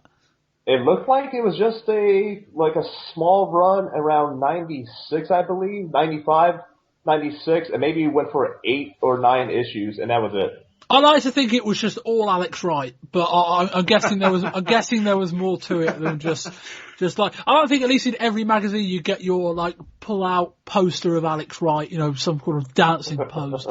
But anyway, yes, so I promoted them all throughout the show. So very simply, Volume 2 WWF, Volume 3 ECW. There is a lot of tie-in this month. The ECW stuff ties in quite well with the Brian Pillman story, and the WWF stuff. There is a lot of WCW related shit on the WWF show, including not including other things that we didn't reference on this show as well.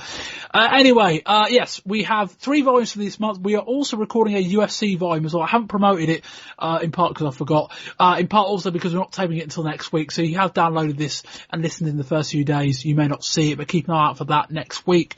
So four volumes for you this month in theory. You can find us on Twitter at Wrestling20RS. It's on our website, Wrestling20RS.com, Facebook as well. If you're on iTunes, do go there, leave us a rating and a review. And that's about it. So until next time, I've been Bob Bamber. This has been Volume 1 of the February 1996 edition of the Wrestling 20 Years Ago podcast. And until next time, goodbye. See ya.